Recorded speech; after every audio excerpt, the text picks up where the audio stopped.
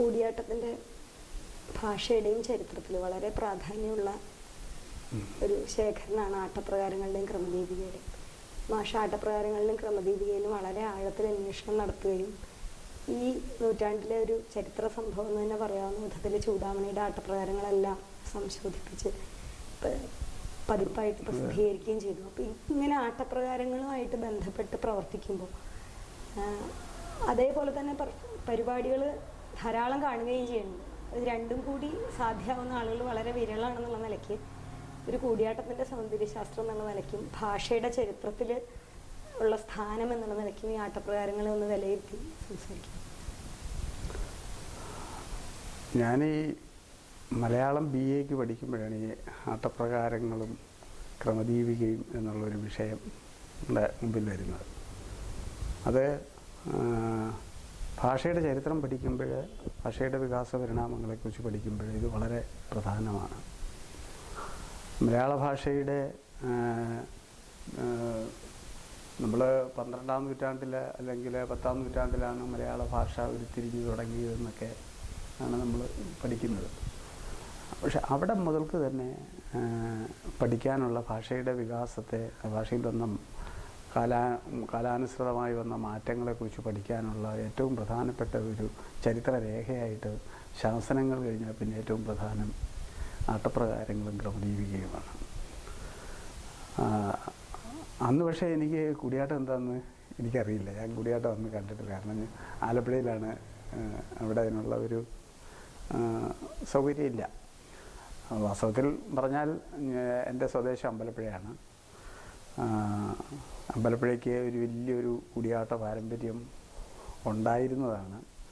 എൻ്റെയൊക്കെ ഒരു ചെറുപ്പകാലമായപ്പോൾ തന്നെ അതൊക്കെ അവിടെ അസ്തമിച്ചു. കഥകളിക്കും പോലും ഉള്ള ഒരു പ്രാധാന്യം നഷ്ടപ്പെട്ടു തുടങ്ങിയ ഒരു കാലത്താണ് ഞാൻ ഇതൊക്കെ കണ്ടു തുടങ്ങുന്നത്. അതുകൊണ്ട് ഈ കൂടിയാട്ടവുമായി ബന്ധപ്പെടുത്തി അല്ല ആദ്യകാലത്ത് ഈ ആട്ടപ്രകാരം ഒരു ഭാഷയുടെ ഒരു പഠന സാമഗ്രി എന്നുള്ള നിലയിലാണെന്ന്. അന്ന് നമ്മുടെ കയ്യിൽ കിട്ടുന്ന ഒരു ആട്ടപ്രകാരം എന്ന് പറയുന്നത് ശൂരനാട്ട് കുഞ്ഞമ്പിള്ള സാറ് ഹസ്തലിഖിത കേരള സർവകലാശാലയുടെ ഹസ്തലിഖിത ഗ്രന്ഥശാലയുടെ ക്യൂറേറ്ററായിരിക്കുന്ന കാലത്ത് അശോകവനിയാങ്കം ആട്ടപ്രകാരം പബ്ലിഷ് 1964 എൻ്റെ ഓർമ്മ. അതാണ് വാസ്തവത്തിൽ അച്ചടിച്ച് വരുന്ന ആദ്യത്തെ ഒരു ആട്ടപ്രകാരം എന്ന് പറയുന്നത്. അപ്പം അന്ന് സാഹിത്യത്തിൽ ചെറിയ ചെറിയ ഭാഗങ്ങളുണ്ട്. ഏത് സാഹിത്യചരിത്രത്തിലുണ്ട്, തീർച്ചയായിട്ടും ഉണ്ട്. കാരണം ഇവരൊക്കെ ഇത് സാഹിത്യചരിത്രത്തിൽ ഉള്ളൂരൊക്കെ ഇത് ധാരാളം റെഫർ ചെയ്തിട്ടുണ്ട്. ഉള്ളൂർ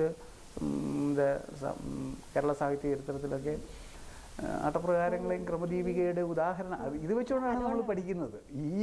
ഈ പോലെ CL ആൻ്റണി മാഷ് ഭാഷാ ചരിത്രത്തെക്കുറിച്ച് സാഹിത്യചരിത്രം പ്രസ്ഥാനങ്ങളിലൂടെ അതിനകത്ത് പറയുന്നുണ്ട്.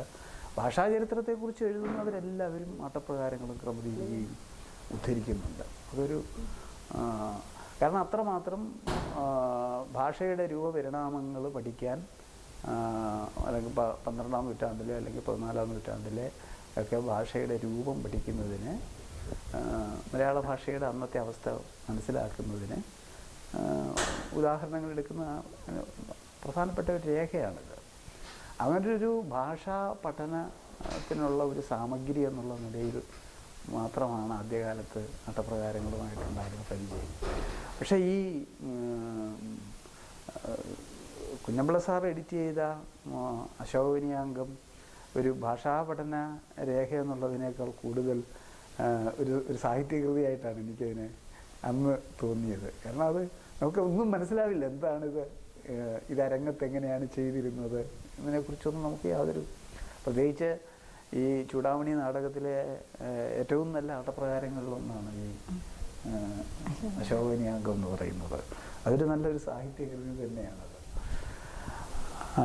ഇത് കഴിഞ്ഞാണ് തിരുവനന്തപുരത്ത് വന്ന ശേഷമാണ് അന്ന് അപ്പുകുട്ടൻ നായർ സാറിൻ്റെ നേതൃത്വത്തിൽ മാർഗിയിൽ കൂടിയാട്ടക്കളരി ആരംഭിച്ച് അതിൻ്റെ പ്രവർത്തനങ്ങളൊക്കെ തുടങ്ങിയ കാലത്താണ് ഞാൻ MA പഠിക്കാൻ തിരുവനന്തപുരത്തെത്തുന്നത്. അന്നിവിടെ അപ്പുകുട്ടൻ നായർ സാറിൻ്റെ നടത്തിയ കുറേ കൂടിയാട്ട അരങ്ങുകളുണ്ട്. ബൈബിളൻ രാമച്ചാക്യാരും അതിനെ തുടർന്ന് മന്നൂർ മാധവ ചാക്യാരും വന്ന് നടത്തിയ അരങ്ങേറ്. വാസ്തവത്തിൽ അപ്പോഴാണ് നമുക്ക് ഇത് ഈ ചാക്യാരുടെ ഭാഷ എന്താണ് എന്നുള്ളതിനെക്കുറിച്ച് മനസ്സിലായി തുടങ്ങുന്നത്. ഇത് ഈ ഭാഷയുടെ ഒരു ചരിത്രത്തിൽ ശ്രദ്ധിക്കേണ്ട ഒരു ആട്ടപ്രകാരങ്ങളുടെ ഒരു പ്രാധാന്യം പറയുമ്പോൾ നമുക്ക് ആദ്യം കിട്ടുന്ന ആട്ടപ്രകാരങ്ങൾ സംസ്കൃതത്തിലാണ്. വളരെ ശ്രദ്ധിക്കേണ്ട ഒരു കാര്യമാണത്. കാലം നിർണ്ണയിക്കാൻ കഴിയാത്തവണ്ണം ഇതിനൊക്കെ ഒരു പഴയ കാലത്ത്, അതായത് മലയാള ഭാഷ രൂപപ്പെടുന്നതിന് മുമ്പ് രചിക്കപ്പെട്ട മന്ത്രാംഗം ആട്ടപ്രകാരം സംസ്കൃതത്തിൽ രചിച്ചിട്ടുള്ളതാണ്. എത്ര നാടകങ്ങൾക്ക് അന്ന് സംസ്കൃതത്തിൽ രചിച്ചിരിക്കാം. നമുക്ക് മന്ത്രാംഗ ഒരെണ്ണം നമുക്ക് കിട്ടിയെന്നേ ഉള്ളൂ. ഒരുപക്ഷെ 8-ാം നൂറ്റാണ്ടിൽ എഴുതപ്പെട്ട ചൂടാമണിക്ക് പോലും സംസ്കൃതത്തിലൊരു ആട്ടപ്രകാരമൊന്നും ഉണ്ടായിരിക്കാം. കാരണം അന്ന് നമ്മുടെ ഭാഷ ഇവിടെ തമിഴാണ്. ഇതിൻ്റെ കൂടെ ഉപയോഗിച്ചിരുന്ന തമിഴ് എന്ന് പറയുന്ന നമ്പ്യാൻ തമിഴ് എന്ന് പറയുന്നത്, ഇതിനെപ്പറ്റി എല്ലാം പരാമർശം ലീലാതിലകത്തിലുണ്ട്. അതാണ് ഏറ്റവും ഈ നിരവധി നാടകങ്ങളുടെ തമിഴ് അന്നുണ്ടായിരുന്നു എന്നുള്ളതിന് തെളിവാണ് ഈ മറ്റേ ഭഗവദ്ദൂത് അതാണ് ഭഗവദ്ദൂത് ഇരുപത്തായിട്ട് വരുന്ന നാടകം, ഭാസൻ്റെ നാടകം എന്ന് പറയപ്പെടുന്ന ദൂതവാക്യം നാടകത്തിൻ്റെ തമിഴെന്നത് അതിനകത്ത് എവിടെയും നമുക്ക് പേര് കാണാനൊക്കത്തില്ല. പക്ഷെ ഒരു നാടകം പോലെ വായിച്ചു പോകാവുന്ന ഒരു സമ്പൂർണമായൊരു നാടകത്തിൻ്റെ സമ്പൂർണമായൊരു തമിഴ് നമുക്ക് കൈ കിട്ടുന്നത് ഈ ദൂതവാക്യമാണ്. ഈ ദൂതവാക്യം തമിഴ് ചായവുള്ള തമിഴിൻ്റെ അംശം ധാരാളമുള്ള ഒരു മലയാളമാണത്, ഒരു കേരള ഭാഷയാണ്. പക്ഷെ അപ്പം അതിൻ്റെ കൂടെ ഒന്ന് ചോദിച്ചോട്ടെ, ഇപ്പം നമ്മൾ അവതരണത്തിൽ പ്രയോഗിക്കുന്ന നമ്പ്യാൻ തമിഴും ഈ ദൂതവാക്യത്തിലെ തമിഴും തമ്മിൽ വ്യത്യാസമുണ്ട്. നമുക്ക് ഇത് എങ്ങനെ ഇത് ഉപയോഗിച്ചു, ഇതൊരു പക്ഷേ ഇതൊരു കഥ പറച്ചിലിന് ഉപയോഗിച്ചിരുന്നതാണ്. അങ്ങനെ ഒരു കലാരൂപം ഉണ്ടായിരുന്നു, ഒരു സംശയം തോന്നിപ്പോകും. കൂത്തുകവി എന്ന് പറയുന്ന ഒരു കലാരൂപം ഉണ്ടായിരുന്നു എന്നൊക്കെ അഭ്യൂഹങ്ങൾ അങ്ങനെ അതെ പോലെ പറഞ്ഞിരുന്നു. അതെ, എന്തായാലും ഈ അംബരീഷോപാഖ്യാനം തുടങ്ങി അങ്ങോട്ടേക്ക് ബ്രഹ്മാണ്ഡ പുരാണം വരെ ഈ ശാഖയിൽപ്പെടുന്ന കൃതികൾ ധാരാളം രചിക്കപ്പെട്ടു. നമ്മുടെ മാനസ ലൈബ്രറി ഈ ഒരുപാട് കൃതികൾ ഇത് പ്രസിദ്ധീകരിച്ചിട്ടുണ്ട്. അപ്പോൾ ഇത് താളിയോലയിൽ സംരക്ഷിക്കപ്പെട്ട കൃതികളാണിത്. ഈ തമിഴ് എന്ന് പറയുന്ന വിഭാഗത്തിൽപ്പെടുന്ന കൃതികൾ. ഈ തമിഴിനെ പറ്റി പറഞ്ഞാൽ വളരെ രസമാണ്. ഇതിപ്പോൾ ഇന്നും ഇതിൻ്റെ പേര് തമിഴെന്നാണ്. പലരും ചോദിക്കും ഇതിനെന്താ തമിഴെന്ന് പേര് പറയുന്നത്. അപ്പോൾ നമ്മളത് വിശദമാക്കി കൊടുക്കേണ്ടി വരുന്നു. അന്ന് നമ്മുടെ ഭാഷയുടെ പേര് അന്ന് നമ്മുടെ ഭാഷയുടെ പേര് തമിഴാണ്. ഏതാണ്ട് എന്നാ ഈ മലയാളം എന്നുള്ള പേരുണ്ടായത് എന്ന് ചോദിച്ചാൽ 19-ാം നൂറ്റാണ്ടിൻ്റെ അവസാനം എന്നൊക്കെ പറയേണ്ടി വരും. കാരണം അതുവരെ തമിഴെന്നും ഭാഷയെന്നും ഒക്കെ സംജ്ഞ ഉണ്ടായിരുന്ന ഇതിന് ദേശനാമമായ മലയാളം ഭാഷയുടെ പേരും കൂടെ ആയിത്തീരുന്നത് ഏതാണ്ട് 19-ാം നൂറ്റാണ്ടിൻ്റെ ഉത്തരാർത്ഥത്തിന് ആണ്. അതിനു മുമ്പ് ആരും അങ്ങനെ മലയാളം എന്നുള്ള പേര് ഉപയോഗിച്ചിട്ടില്ല. എനിക്ക് തോന്നുന്നു മലയാളം എന്ന പേര് ആദ്യം നിഘണ്ടുകാരന്മാരാണ് വാസ്തവത്തിൽ അധികം ഉപയോഗിച്ചത്. ഗുണ്ടർട്ടും ബെയ്ലിയൊക്കെയാണ് ഭാഷയുടെ പേര് മലയാളം എന്ന് ഉപയോഗിച്ചു തുടങ്ങുന്നത്. കേരള ഭാഷ ഭാഷ നമുക്കറിയാലോ. ഞങ്ങളൊക്കെ പഠിക്കുന്ന കാലത്ത് ഞങ്ങളുടെയൊക്കെ ചെറിയ ക്ലാസ്സുകളിൽ മലയാളം പീരീഡിൻ്റെ പേര് ഭാഷ എന്നാണ്. ഞാൻ പഠിച്ചിരുന്ന എൻ്റെ ചെറുപ്പത്തിൽ മലയാളം ക്ലാസ്സിൻ്റെ പേര് ഭാഷ എന്നാണ്. അപ്പം നമ്മുടെ ഭാഷയുടെ പേര് ഭാഷ എന്ന് ഉപയോഗിച്ച് വന്നിരുന്നത് അത് തമിഴിൽ നിന്ന് വ്യത്യസ്തമായൊരു ഭാഷയായി മാറിയപ്പോഴേക്കും അതിന് പ്രത്യേകിച്ചൊരു പേരിടാൻ വൈകിയത് കൊണ്ടും ഭാഷ എന്നൊരു പേരിൽ അത് അറിയപ്പെട്ടു. അതുകൊണ്ടാണ് ലീലാതിലെ കാലം മുതൽക്ക് തന്നെ ഭാഷാ സംസ്കൃത യോഗ മുനിപ്രവാളം. അപ്പോൾ 14-ാം നൂറ്റാണ്ട് മുതലേ ഈ തമിഴ് എന്ന് അങ്ങോട്ടേക്ക് മാറി ഭാഷ എന്ന് ഉപയോഗിച്ചു എന്ന് നമുക്ക് കാണാം. ഇത് വളരെ ഇത് ചോദിച്ചൊരു നല്ല ചോദ്യമാണ്. കാരണം ഭാഷയുടെ പരിണാമങ്ങളുടെ ഈ കൂടിയാട്ടവുമായിട്ടുള്ളൊരു ബന്ധം എന്ന് പറയുന്നത് വളരെ വലുതാണ്.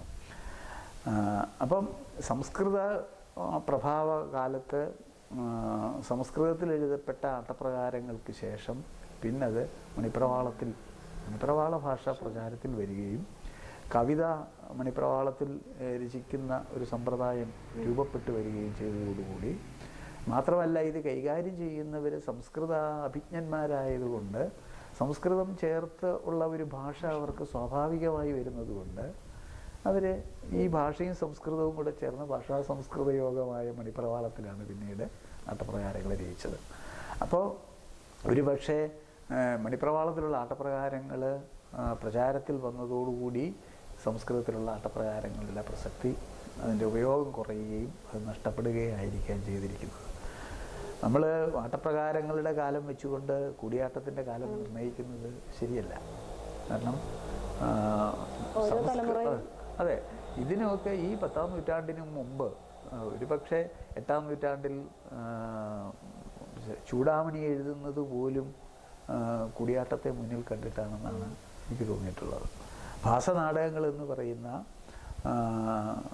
ഭാസനാടക ചക്രത്തിൽ ഉൾപ്പെടുന്ന നാടകങ്ങളെല്ലാം ഭാസൻ്റേതാണോ എന്ന് നിർണ്ണയിക്കാൻ നമുക്ക് ശക്തമായ തെളിവുകളൊന്നുമില്ല. ഗണപതി ശാസ്ത്രികൾ കണ്ടെത്തിയത് ഈ 13 നാടകങ്ങളും കണ്ടെത്തി ഒരേ സ്ഥലത്തു നിന്ന് ചാക്യാന്മാർ ഉപയോഗിച്ചിരുന്നത് എന്നുള്ള ഒരു നിഗമനത്തിൽ ഇതെല്ലാം ഭാസൻ്റെ നാടകങ്ങളാണെന്നങ്ങ് തീരുമാനിക്കുകയാണ് ചെയ്തത്.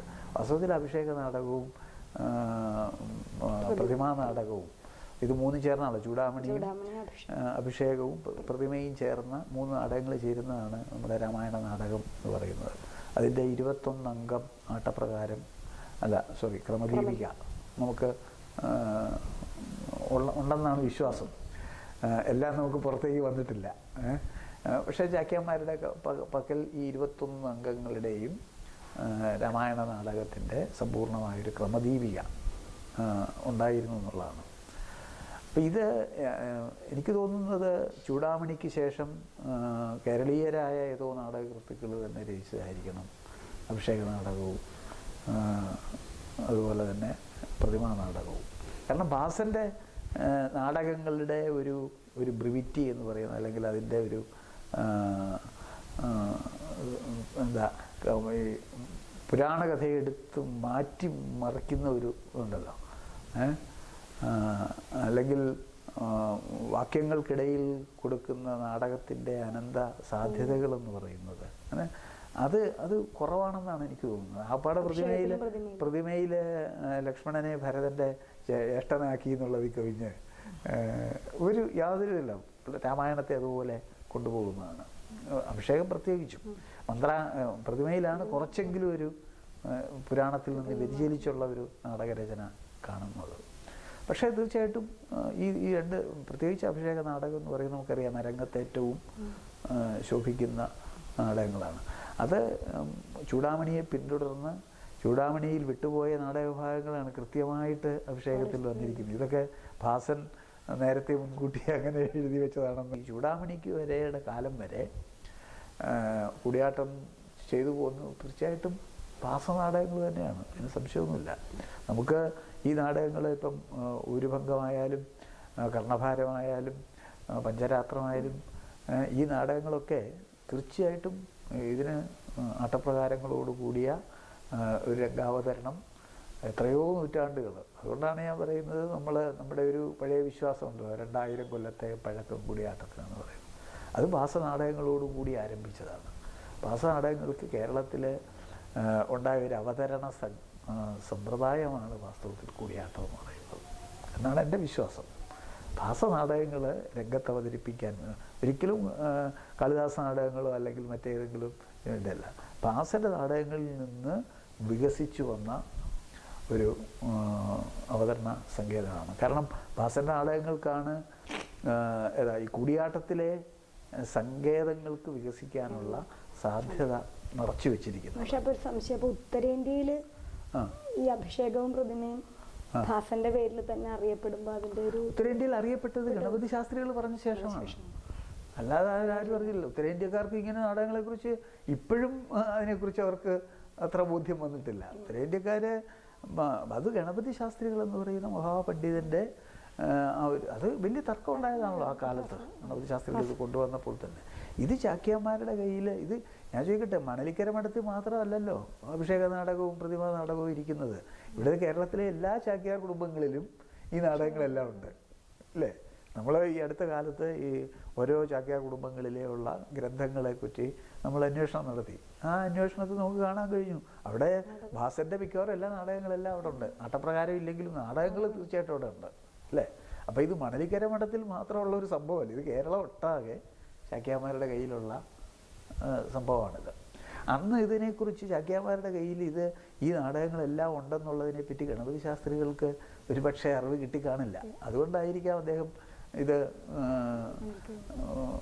ഇതെല്ലാം കൂടെ ഒന്നിച്ച് കിട്ടിയപ്പോൾ ഇത് ഇവിടെ മാത്രം കിട്ടുന്ന ഒരു സംഭവമായിട്ട് അദ്ദേഹം അന്നതിനെ പറഞ്ഞത്. ചാക്യാന്മാർ എല്ലാ ചാക്യാർ കുടുംബങ്ങളിലും ഈ നാടകങ്ങളെല്ലാം ഉണ്ട്, മിക്കവാറും എല്ലാ നാടകങ്ങളും അല്ലേ? അങ്ങനെയല്ലേ? ഭാസന്റെ ആണെന്നില്ലെങ്കിലും നാടകമായിട്ട് ഓലയിൽ എഴുതി വെച്ചതെങ്കിലും ഉണ്ടാവണം. തീർച്ചയായിട്ടും അതാ പറഞ്ഞത്. അപ്പം ഇത് പിന്നെ ഈ നാടകങ്ങൾക്കെല്ലാമുള്ള ചില കാര്യങ്ങളിലുള്ള ഒരു സാമ്യം വെച്ചുകൊണ്ടാണ് അത് ഭാസനെ അനുകരിച്ചതിൻ്റെ ഒരു ഫലമായിരിക്കാം ഒരു. പക്ഷേ നമുക്കിപ്പോൾ ഇതങ്ങോട്ട് തറപ്പിച്ച് പറയാൻ പറ്റുന്നൊരു കാര്യമല്ല ഇതെല്ലാം ഒന്നും ഭാസൻ്റെ അല്ല. പക്ഷേ ഇപ്പോൾ ഊരുഭംഗമോ അല്ലെങ്കിൽ കർണഭാരമോ വായിക്കുന്ന ഒരു അനുഭവമല്ല നമുക്ക് അഭിഷേകം വായിക്കുമ്പോൾ കിട്ടുന്നത്. സ്വപ്നവാസവതത്വമോ അല്ലെങ്കിൽ പ്രതിജ്ഞായുഗന്ധരായണത്തിൻ്റെയോ ഒരു മാതൃകയിൽ എഴുതപ്പെട്ട നാടകമല്ല അഭിഷേകം എന്നുള്ളതുകൊണ്ടാണ് എൻ്റെ ഒരു തോന്നലാണത്. അതിരിക്കട്ടെ. അപ്പോൾ ഈ ഞാൻ പറഞ്ഞു വന്നതാണ് ഭാസ നാടകങ്ങളും കേരളത്തിലുണ്ടായ ഒരു പ്രചാരവും അതിൽ നിന്ന് രൂപപ്പെട്ടു വന്ന കുടിയാട്ടം എന്ന ഒരു കലാരൂപവും അതിൻ്റെ ഒരു രംഗപാഠം എന്നുള്ള നിലയിൽ സംസ്കൃതത്തിൽ എഴുതപ്പെട്ട ആട്ടപ്രകാരങ്ങളുമാണ് ഇതിൻ്റെ ഒരു ആദ്യ കാലഘട്ടം എന്ന് പറയുന്നത്. രണ്ടാമത്തെ കാലഘട്ടം എന്ന് പറയുന്നത് മണിപ്രവാള കാലഘട്ടമാണ്. അവിടെയാണ് അപ്പോഴേക്കുമാണ് ഇത് സാധാരണക്കാരനെ മനസ്സിലാകാൻ വേണ്ടിയിട്ട് ഇതിൻ്റെ കഥ തമിഴിൽ പറയുന്ന, അതുകൊണ്ടാണത് വിസ്തരിച്ച് അവർ എഴുതി വെച്ചത്. ദൂതവാക്യമൊക്കെ അങ്ങനെ വിസ്തരിച്ച് മുഴുവൻ നാടകത്തിൻ്റെയും ഉള്ളടക്കം വരത്തക്കവണ്ണം വിസ്തരിച്ചുള്ള അത് എഴുതി വെച്ചത്. പിന്നെ വരുന്ന ഞാൻ പറഞ്ഞ രണ്ടാമത്തെ ഘട്ടമാണ് ഈ മണിപ്രവാളം എന്ന് പറയുന്നത്. മണിപ്രവാളത്തിന് കൂടിയാട്ടത്തോടുള്ള ബന്ധം എന്ന് പറയുന്നത് കുറേ കൂടി സാഹിത്യപരം കൂടിയാണ്, ഭാഷ മാത്രമല്ല. നമുക്കറിയാം മണിപ്രവാള സാഹിത്യമാണ് നമ്മൾ പലപ്പോഴും കൂടിയാട്ട അരങ്ങിൽ കാണുന്നത്. അതിൻ്റെ കൽപ്പനകളും അതിൻ്റെ അതിലുപയോഗിക്കുന്ന ഹാസ്യമായാലും ഇത് കൂടിയാട്ടക്കാരൻ ചാക്യാർ രംഗത്ത് ചെയ്യുമ്പോൾ ഇപ്പോൾ ഈ ശ്ലോകങ്ങളൊക്കെ ഉണ്ടല്ലോ, ഇതിനുപയോഗിക്കുന്ന മറ്റേ നിർവഹണ ശ്ലോകങ്ങളിലും അതുപോലെ തന്നെ നിർവഹണ ശ്ലോകങ്ങളല്ല വിദൂഷക ശ്ലോകങ്ങളിലൊക്കെ നമുക്ക് മണിപ്രവാള സാഹിത്യമാണ് അവിടെ നമ്മൾ പഠിക്കുന്നത്, കാണുന്നതാണ്. അപ്പം മണിപ്രവാള സാഹിത്യത്തിൻ്റെ ഒരു ഭാഗമായിട്ടും കൂടെ വികസിച്ചു വന്നതാണ് ഇതിനകത്തെ ഈ വിദൂഷക ശ്ലോകങ്ങളും അതുപോലെ ഛായാശ്ലോകങ്ങൾ, പരിഭാഷകൾ എന്ന് പറയുന്ന ശ്ലോകങ്ങൾ. ഇതെല്ലാം മണിപ്രവാള സാഹിത്യത്തിൻ്റെ ഒരു കൈവഴി പോലെ, ഒരു ശാഖ പോലെ വികസിച്ചു വന്നതാണ്. സത്യത്തിൽ ഇത് സമ്പൂർണ്ണമായിട്ട് ഇത് സമാഹരിച്ചാൽ ഈ വിദൂഷക ശ്ലോകങ്ങളും കുറേയൊക്കെ നടന്നിട്ടുണ്ട്. വിദൂഷക ശ്ലോകങ്ങളും ഛായാശ്ലോകങ്ങളും ഒക്കെ ആയിരക്കണക്കിന് ശ്ലോകങ്ങളുണ്ട്. സമാഹരിച്ചാൽ അതായിരിക്കും ഏറ്റവും വലിയ മണിപ്രവാള സാഹിത്യ കൃതി എന്ന് പറയുന്നത്. അങ്ങനെ കൃതികൾ തെറ്റിദ്ധരിക്കപ്പെട്ടിട്ട് തന്നെ ഉണ്ട്. വൈശികതന്ത്രം എന്ന് പറയുന്ന ഒരു കൃതി സത്യത്തിൽ അങ്ങനെ ഒരു കൃതിയല്ല. ഇതുപോലെ ആ രംഗത്ത് ഉണ്ടായിരുന്ന ചാക്യാർ ഉപയോഗിച്ചിരുന്ന ശ്ലോകങ്ങൾ, അതുകൊണ്ടാണ് അതിൽ ആവർത്തനം വന്നതെന്നൊക്കെ ഒരു കാഴ്ചപ്പാട്. വൈശികതന്ത്രത്തിന് അതിൻ്റെ തുടർച്ചയാണ് ഇതെല്ലാം ഈ മണിപ്രവാള സാഹിത്യം എന്ന് പറയുന്നത്. അതിൻ്റെ ഭാഗമായിട്ട് തന്നെ വികസിച്ചു വന്നതാണ് ഈ വിദൂഷക ശ്ലോകങ്ങളെന്ന് പറയുന്നത്. പിന്നെ ആട്ടപ്രകാരങ്ങൾ രണ്ടാമത്തെ ഘട്ടം ഞാൻ നേരത്തെ പറഞ്ഞ കാര്യം മണിപ്രവാളത്തിൽ രചിക്കപ്പെട്ട ആട്ടപ്രകാരങ്ങളുടെ ഒരു കാലഘട്ടമാണ്. അവിടെ നമുക്ക് ഇന്ന് കിട്ടുന്നത് ശരിക്കും നമ്മൾ ആട്ടപ്രകാരങ്ങളുടെ ഭാഷ ലീലാകാരൻ്റെ ഒരു ലക്ഷണം അനുസരിച്ച് നമ്മൾ മണിപ്രവാളം എന്ന് പറയാൻ വിരോധമുണ്ടോ? ലീലാതിലകാരൻ ലക്ഷണം ചമയ്ക്കുന്നത് പദ്യത്തിനാണ്, ഇത് ഗദ്യമാണ്. ലീലാതിലകാരൻ്റെ മണിപ്രവാള ലക്ഷണം പരിപൂർണമായി യോജിക്കുന്ന മണിപ്രവാളം ഏതെന്ന് ചോദിച്ചാൽ വിദൂഷക ശ്ലോകങ്ങളാണ്. ആട്ടപ്രകാരത്തിന് നമുക്ക് അങ്ങനെ പറയാൻ പറ്റും. ആട്ടപ്രകാരം ഗദ്യമാണ്, ഗദ്യമാണ്. ഗദ്യത്തിന്റെ ലക്ഷണമല്ലല്ലോ കൽപ്പിക്കുന്നത്. അതുകൊണ്ടാണ് അദ്ദേഹം ഈ നമ്പ്യാർതമിഴിനെ മണിപ്രവാളത്തിൽ ഉൾപ്പെടുത്താതിരിക്കുന്നതും. ഏതാ ആലത്തൂർ മണിപ്രവാളമാണെന്ന് പറയുന്നത് അല്ലേ? വാസ്തവത്തിൽ നമ്പ്യാർതമിഴ് പോലൊരു മണിപ്രവാളം വേറെ ഏതാ ഉള്ളത് അല്ലേ? അപ്പം അതിന് പേര് തമിഴെന്നായിപ്പോയത് കൊണ്ട്, പറഞ്ഞു വരുന്ന ഒരു ശീലം അതായിപ്പോയത് കൊണ്ട്, ഇദ്ദേഹത്തിൻ്റെ സിദ്ധാന്തത്തിന് അതുകൊണ്ടൊരു തെറ്റുപറ്റു എന്നുള്ളത് കൊണ്ടുള്ള ഒരു പിടിവാശിയാണത്. അത് മണിപ്രവാളം അല്ല എന്ന് സ്ഥാപിക്കാനുള്ള ശ്രമം. വാസ്തവത്തിൽ അതാണ് അത്. ഭാഷയിൽ ഗദ്യത്തിൻ്റെ എന്താണ്, ഗദ്യത്തിൽ മണിപ്രവാളം പ്രചരിക്കുന്നതിൻ്റെ ഒരു മാതൃകയായിട്ട് നമുക്ക് ആ കാലഘട്ടത്തിൽ നിന്ന് എടുത്തു കാണിക്കാവുന്നത് ആട്ടപ്രകാരങ്ങളാണ് അല്ലേ? ഇപ്പോൾ ശാസനങ്ങളിൽ എന്ന് പറഞ്ഞു കഴിഞ്ഞാൽ ഓരോ രാജാവിൻ്റെയും ഭരണഭാഷയുടെ അടിസ്ഥാനത്തിൽ അതിനകത്ത് വ്യത്യാസങ്ങൾ വരും.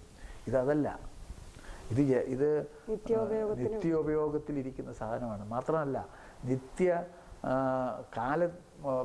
കാലം ഭാഷയിൽ വരുത്തുന്ന മാറ്റങ്ങൾ ഇതിനകത്തും വന്നുകൂടും, ഈ ആട്ടപ്രകാരത്തിലും വന്നുകൂടും.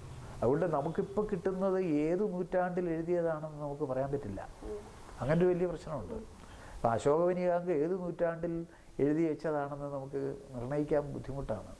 അശോകവനികാംഗം ഒരു പക്ഷേ ഇതിനേക്കാൾ കുറേ കൂടി സംസ്കൃത ബഹുലമായിട്ടോ അല്ലെങ്കിൽ തമിഴ് കൂടിയതോ ആയ ആട്ടപ്രകാരം ഇതിനു മുമ്പ് ഉണ്ടായിരുന്നിരിക്കാം. ഏതോ കാലഘട്ടത്തിലാണ് ഇത് എഴുതി വയ്ക്കുന്നത് അല്ലേ? കാരണം എത്രയോ കാലം ഇത് രംഗത്ത് പ്രയോഗിച്ച് ആ പ്രയോഗ അനുഭവത്തിൽ നിന്നാണ് ഇതിൻ്റെ ഒരു ലിഖിത രൂപം ഉണ്ടാകുന്നത് അല്ലേ? ആ ലിഖിത രൂപം ഉണ്ടായിക്കഴിഞ്ഞാലും ഓരോ ചാക്യാർ കുടുംബത്തിനും അതിന് മാറ്റങ്ങൾ വരികയാണ് അല്ലേ? കാലം ചെല്ലുമ്പോൾ ഇത് പകർത്തി എഴുതുമ്പോൾ ഞാൻ അടുത്ത കാലത്ത് എൻ്റെ ഒരു അനുഭവം പറഞ്ഞാൽ, ഈ പ്രതിമാ നാടകത്തിൻ്റെ ക്രമദീപിക അമ്മന്നൂർ ഗ്രന്ഥശേഖരത്തിലുണ്ടെന്ന് മനസ്സിലാക്കിയിട്ട് ഞാൻ അതിൻ്റെ ഒരു കോപ്പി ആവശ്യപ്പെട്ടു. അപ്പോൾ അവിടുന്ന് ഒരു കോപ്പി എനിക്ക് ഒരംഗത്തിൻ്റെ കോപ്പി പകർപ്പ് എഴുതുന്നു. അത് ശുദ്ധ ഇന്നത്തെ മലയാളത്തിലാണത്. അതെങ്ങനെ ഇത് സംഭവിച്ചു എന്ന് ചോദിച്ചാൽ എനിക്ക് മറ്റേതുമായിട്ട് താരതമ്യം ചെയ്താൽ, ശരിക്കുള്ള താളിയോലയുമായിട്ട് താരതമ്യം ചെയ്താൽ, അപ്പോൾ ഇന്ന് പകർത്തി എഴുതുമ്പോൾ ഇന്നത്തെ മലയാളത്തിലേക്ക് അത് പകർത്തി എഴുതപ്പെടുന്നു. പക്ഷേ എൻ്റെ ഇടയ്ക്ക് ഒരു സംശയം ചോദിച്ചു, തിരിച്ചും സംഭവിക്കണില്ലേ ചില സമയത്ത്? അതായത് ഈ മാറ്റങ്ങൾ വരുന്നുണ്ട്, സൂക്ഷ്മമായിട്ട് നോക്കുമ്പോൾ അതിൽ പ്രയോഗിക്കുന്ന ചില പദങ്ങൾ, വേവിടത്തു എന്നൊക്കെയുള്ള പദങ്ങൾ വെച്ച് നമുക്ക് കാലം നിർണ്ണയിക്കാൻ പറ്റുമെങ്കിലും ആകെ ആട്ടപ്രകാരത്തിൻ്റെ ഒരു ഭാഷയിൽ ഒരു മാനകീകരണം പോലുള്ളത് നമുക്ക് ശീലിച്ച്, നമ്മൾ സംസാരിക്കുന്ന ഭാഷ വേറൊന്നും ഈ ആട്ടപ്രകാരത്തിന് ഒരു ഭാഷയുള്ള ഒരു സംസ്കൃതീകരിച്ച ഒരു രീതിയിലേക്ക് വരണില്ല. അതിൻ്റെ ആട്ടപ്രകാരത്തിൽ ഉപയോഗിക്കുന്ന ഒരു ഭാഷാ രീതി അത് മാറ്റിയാലുണ്ടല്ലോ അത് നമുക്കറിയാം, തിരിച്ചറിയാൻ പറ്റും. അതുകൊണ്ടാണ് അമ്മന്നൂർ മാധവ ചാക്യാർ മാർഗിയിലെ ഈ നൂറ്റാണ്ടിൽ, അതായത് 20-ാം നൂറ്റാണ്ടിൽ കൂടിയാട്ടത്തിന് ഏറ്റവും വലിയ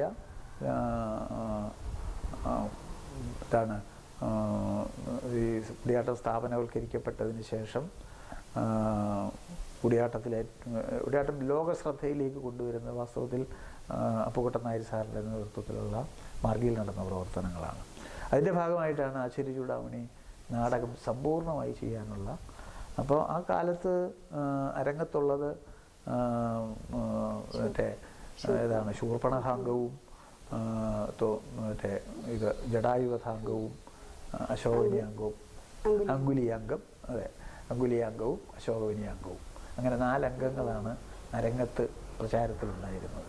ബാക്കി വർണ്ണശാലാംഗവും മയാസീതാംഗവും അവസാനത്തെ 7-ാം അംഗവും, അതായത് അഗ്നിപ്രവേശാംഗവും ആർക്കും പരിചയം പോലും ഇല്ലാതിരുന്ന കാലത്താണ് അപ്പുക്കുട്ടൻ നായർ സാറ് ഈ 3 അംഗത്തിന് അമ്മന്നൂർ മാധവ ചാക്യാരെ കൊണ്ട് പുതിയ ആട്ടപ്രകാരം ഉണ്ടാക്കിച്ചത്. അത്ഭുതമാണത്.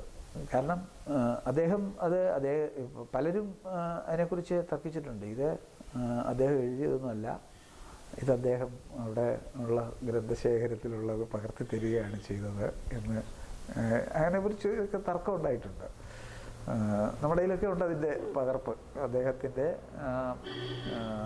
എഴുതി തന്ന സാധനത്തിൻ്റെ പകർപ്പ് മാർഗിയിൽ പഠിച്ചിട്ടുള്ളവരുടെയൊക്കെ കയ്യിലുണ്ട്. ഞാൻ പറഞ്ഞു വന്നതെന്ന് വെച്ചാൽ, ഇത് വായിച്ചാൽ അശോകനിയാങ്കത്തിൻ്റെ നമുക്ക് ഇന്ന് ലഭ്യമായിട്ടുള്ള ആട്ടപ്രകാരം എഴുതിയ കാലത്ത് തന്നെ എഴുതിയ ഒരു ആട്ടപ്രകാരം. അതാണ് ഞാൻ മാഷിനടുത്ത് നേരത്തെ ചോദിച്ചത്. അങ്ങനെ ഒരു അപ്പോൾ അതിൻ്റെ ഒരു ഭാഷയുണ്ട്, അതിനുപയോഗിച്ചിരുന്ന ആ ഒരു ഭാഷയുണ്ട്. ആ ഭാഷയുമായിട്ട് നിത്യപരിചയമുള്ള ആളാണ് മന്നൂർ മാധവ് ചാക്യാർക്ക്. അപ്പോൾ അത് വിട്ട് അദ്ദേഹത്തിന് എഴുതാൻ പറ്റില്ല. അദ്ദേഹം എഴുതി വരുമ്പോൾ സ്വാഭാവികമായി വരുന്ന ഒരു ഭാഷയാണത്, ആട്ടപ്രകാരത്തിൻ്റെ ഭാഷയാണത്.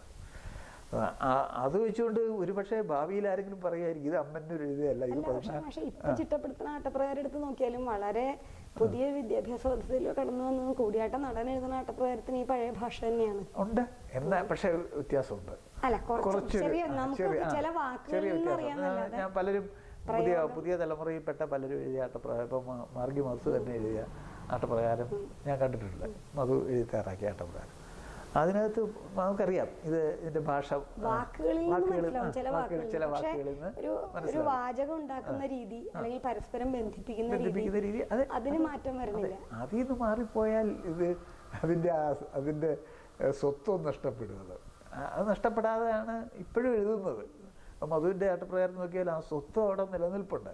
എങ്കിൽ പോലും നമുക്കറിയാം അത് മധുവിന് തന്നെ ഒരു പക്ഷേ അത് എഴുതുമ്പോൾ സംശയം തോന്നുമായിരിക്കും, ഇത് അന്നത്തെ ഭാഷയിൽ എഴുതണോ അതോ ഇന്നത്തെ ഭാഷയിൽ എഴുതണോ എന്ന്. ഒരു പക്ഷേ മധുവിന് ഒരു സന്ദേഹം ഉണ്ടായത് അതിനകത്ത് നമുക്ക് കാണാമത്. ഞാനത് പഠിച്ചിട്ട് പറയുകയാണത്. അപ്പം അങ്ങനെ നമ്മൾ പറഞ്ഞു വന്നത് ഈ ഭാഷ ഇപ്പം 20-ാം നൂറ്റാണ്ടിൽ എഴുതുന്ന ഒരു ആട്ടപ്രകാരത്തിൽ പോലും നമ്മൾ ഈ ആട്ടപ്രകാരങ്ങളുടെ നിലവാരപ്പെട്ട ഒരു ഭാഷ അതിനകത്ത് നമുക്കത് കാണുകയാണ്. അതിന് കാരണം എന്താണെന്ന് വെച്ചാൽ ഈ ലിഖിതമായ ആട്ടപ്രകാരങ്ങൾ പഴയ ആട്ടപ്രകാരങ്ങൾ കൈകാര്യം ചെയ്തവരെ അതിൻ്റെ ആ ഒരു പഴമ, അതിൻ്റെ സ്വത്വം, അതിൻ്റെ തനിമ അത് നിലനിർത്തിക്കൊണ്ട് തന്നെ ആട്ടപ്രകാരം രചിക്കുന്നതുകൊണ്ടാണ്. അതുകൊണ്ട് അത് അന്ന് എഴുതപ്പെട്ടതാണെന്നോ അതല്ലെങ്കിൽ അത് ഇന്നത്തെ ഭാഷ ഇതാണെന്നോ നമ്മൾ ഇത് വെച്ചുകൊണ്ട് നിഗമനത്തിലെത്താൻ പാടില്ല. അങ്ങനെ നോക്കുമ്പോൾ ഭാഷയുടെ ഒരു ആവിഷ്കാര രൂപമായിട്ട് തന്നെ ആട്ടപ്രകാരം തീർച്ചയായിട്ടും. കാരണം ഇത് വെറും വാമൊഴിയായിട്ട് വന്നതല്ല. ഇപ്പം കഥകളിക്ക് ഇങ്ങനത്തെ സംഭവമില്ല.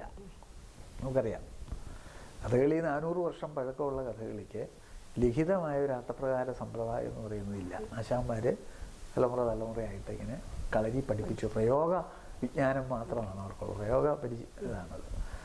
അതിന് എഴുതപ്പെട്ട ഇത് കഥകളിക്ക് ഒരു ആട്ടപ്രകാരം എന്ന് പറയുന്നത്, എഴുതിയ ഒരു ആട്ടപ്രകാരം എന്ന് പറയുന്നത് എൻ്റെ അറിവിൽപ്പെട്ടിടത്തോളം പന്നിശ്ശേരി നാണുപിള്ള എഴുതിയ കഥകളി പ്രകാരം എന്ന് പറയുന്ന ഒരു പുസ്തകമാണ്. അദ്ദേഹം തെക്കൻ സമ്പ്രദായത്തിലെ പല പല വഴികൾ, ഇപ്പോൾ കാലകേവസം തന്നെ അർജുനൻ്റെ ഇത് കരിപ്പുഴ വഴിയിൽ എങ്ങനെയാണ്, അല്ലെങ്കിൽ തകഴി വഴിയിൽ എങ്ങനെയാണ് ചെയ്യുന്നത്, ഇങ്ങനെ 3-4 സമ്പ്രദായങ്ങളിൽ എങ്ങനെയാണ് ചെയ്യുന്നതെന്നുള്ളത് വളരെ സൂക്ഷ്മമായിട്ട് അതിൻ്റെ എങ്ങനെ ആ ഒരു ഭാഷ അദ്ദേഹം അത് ഉണ്ടാക്കിയെടുത്തു എന്നുള്ളത് അത്ഭുതമാണ്.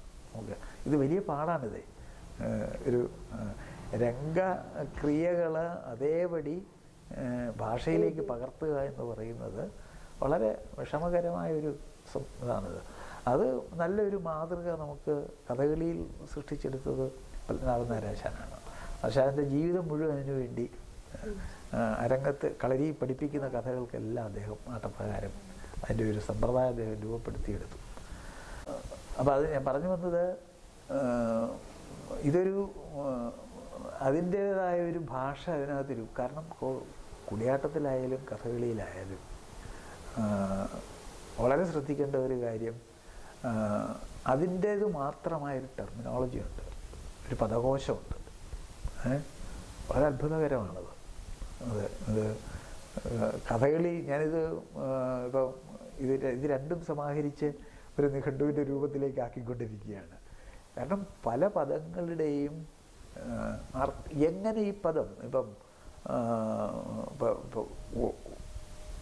കൂടിയാട്ടത്തിലും കഥകളിയിലും ആഹാര്യത്തിലും ഉപയോഗിക്കുന്ന വേഷവിധാനങ്ങളിൽ ഉപയോഗിക്കുന്ന വസ്തുക്കളുടെ അടയാഭരണങ്ങളുടെ പേരുകൾ തന്നെ എടുത്തു കഴിഞ്ഞാൽ ഇതിന് പരുത്തിക്കാമണിയെന്നും തണ്ടപ്പതപ്പെന്നും ഈ പേരുകളെ എന്താണ് ഈ പേരിൻ്റെ നിരുക്തം പറയാൻ ബുദ്ധിമുട്ടാണ്.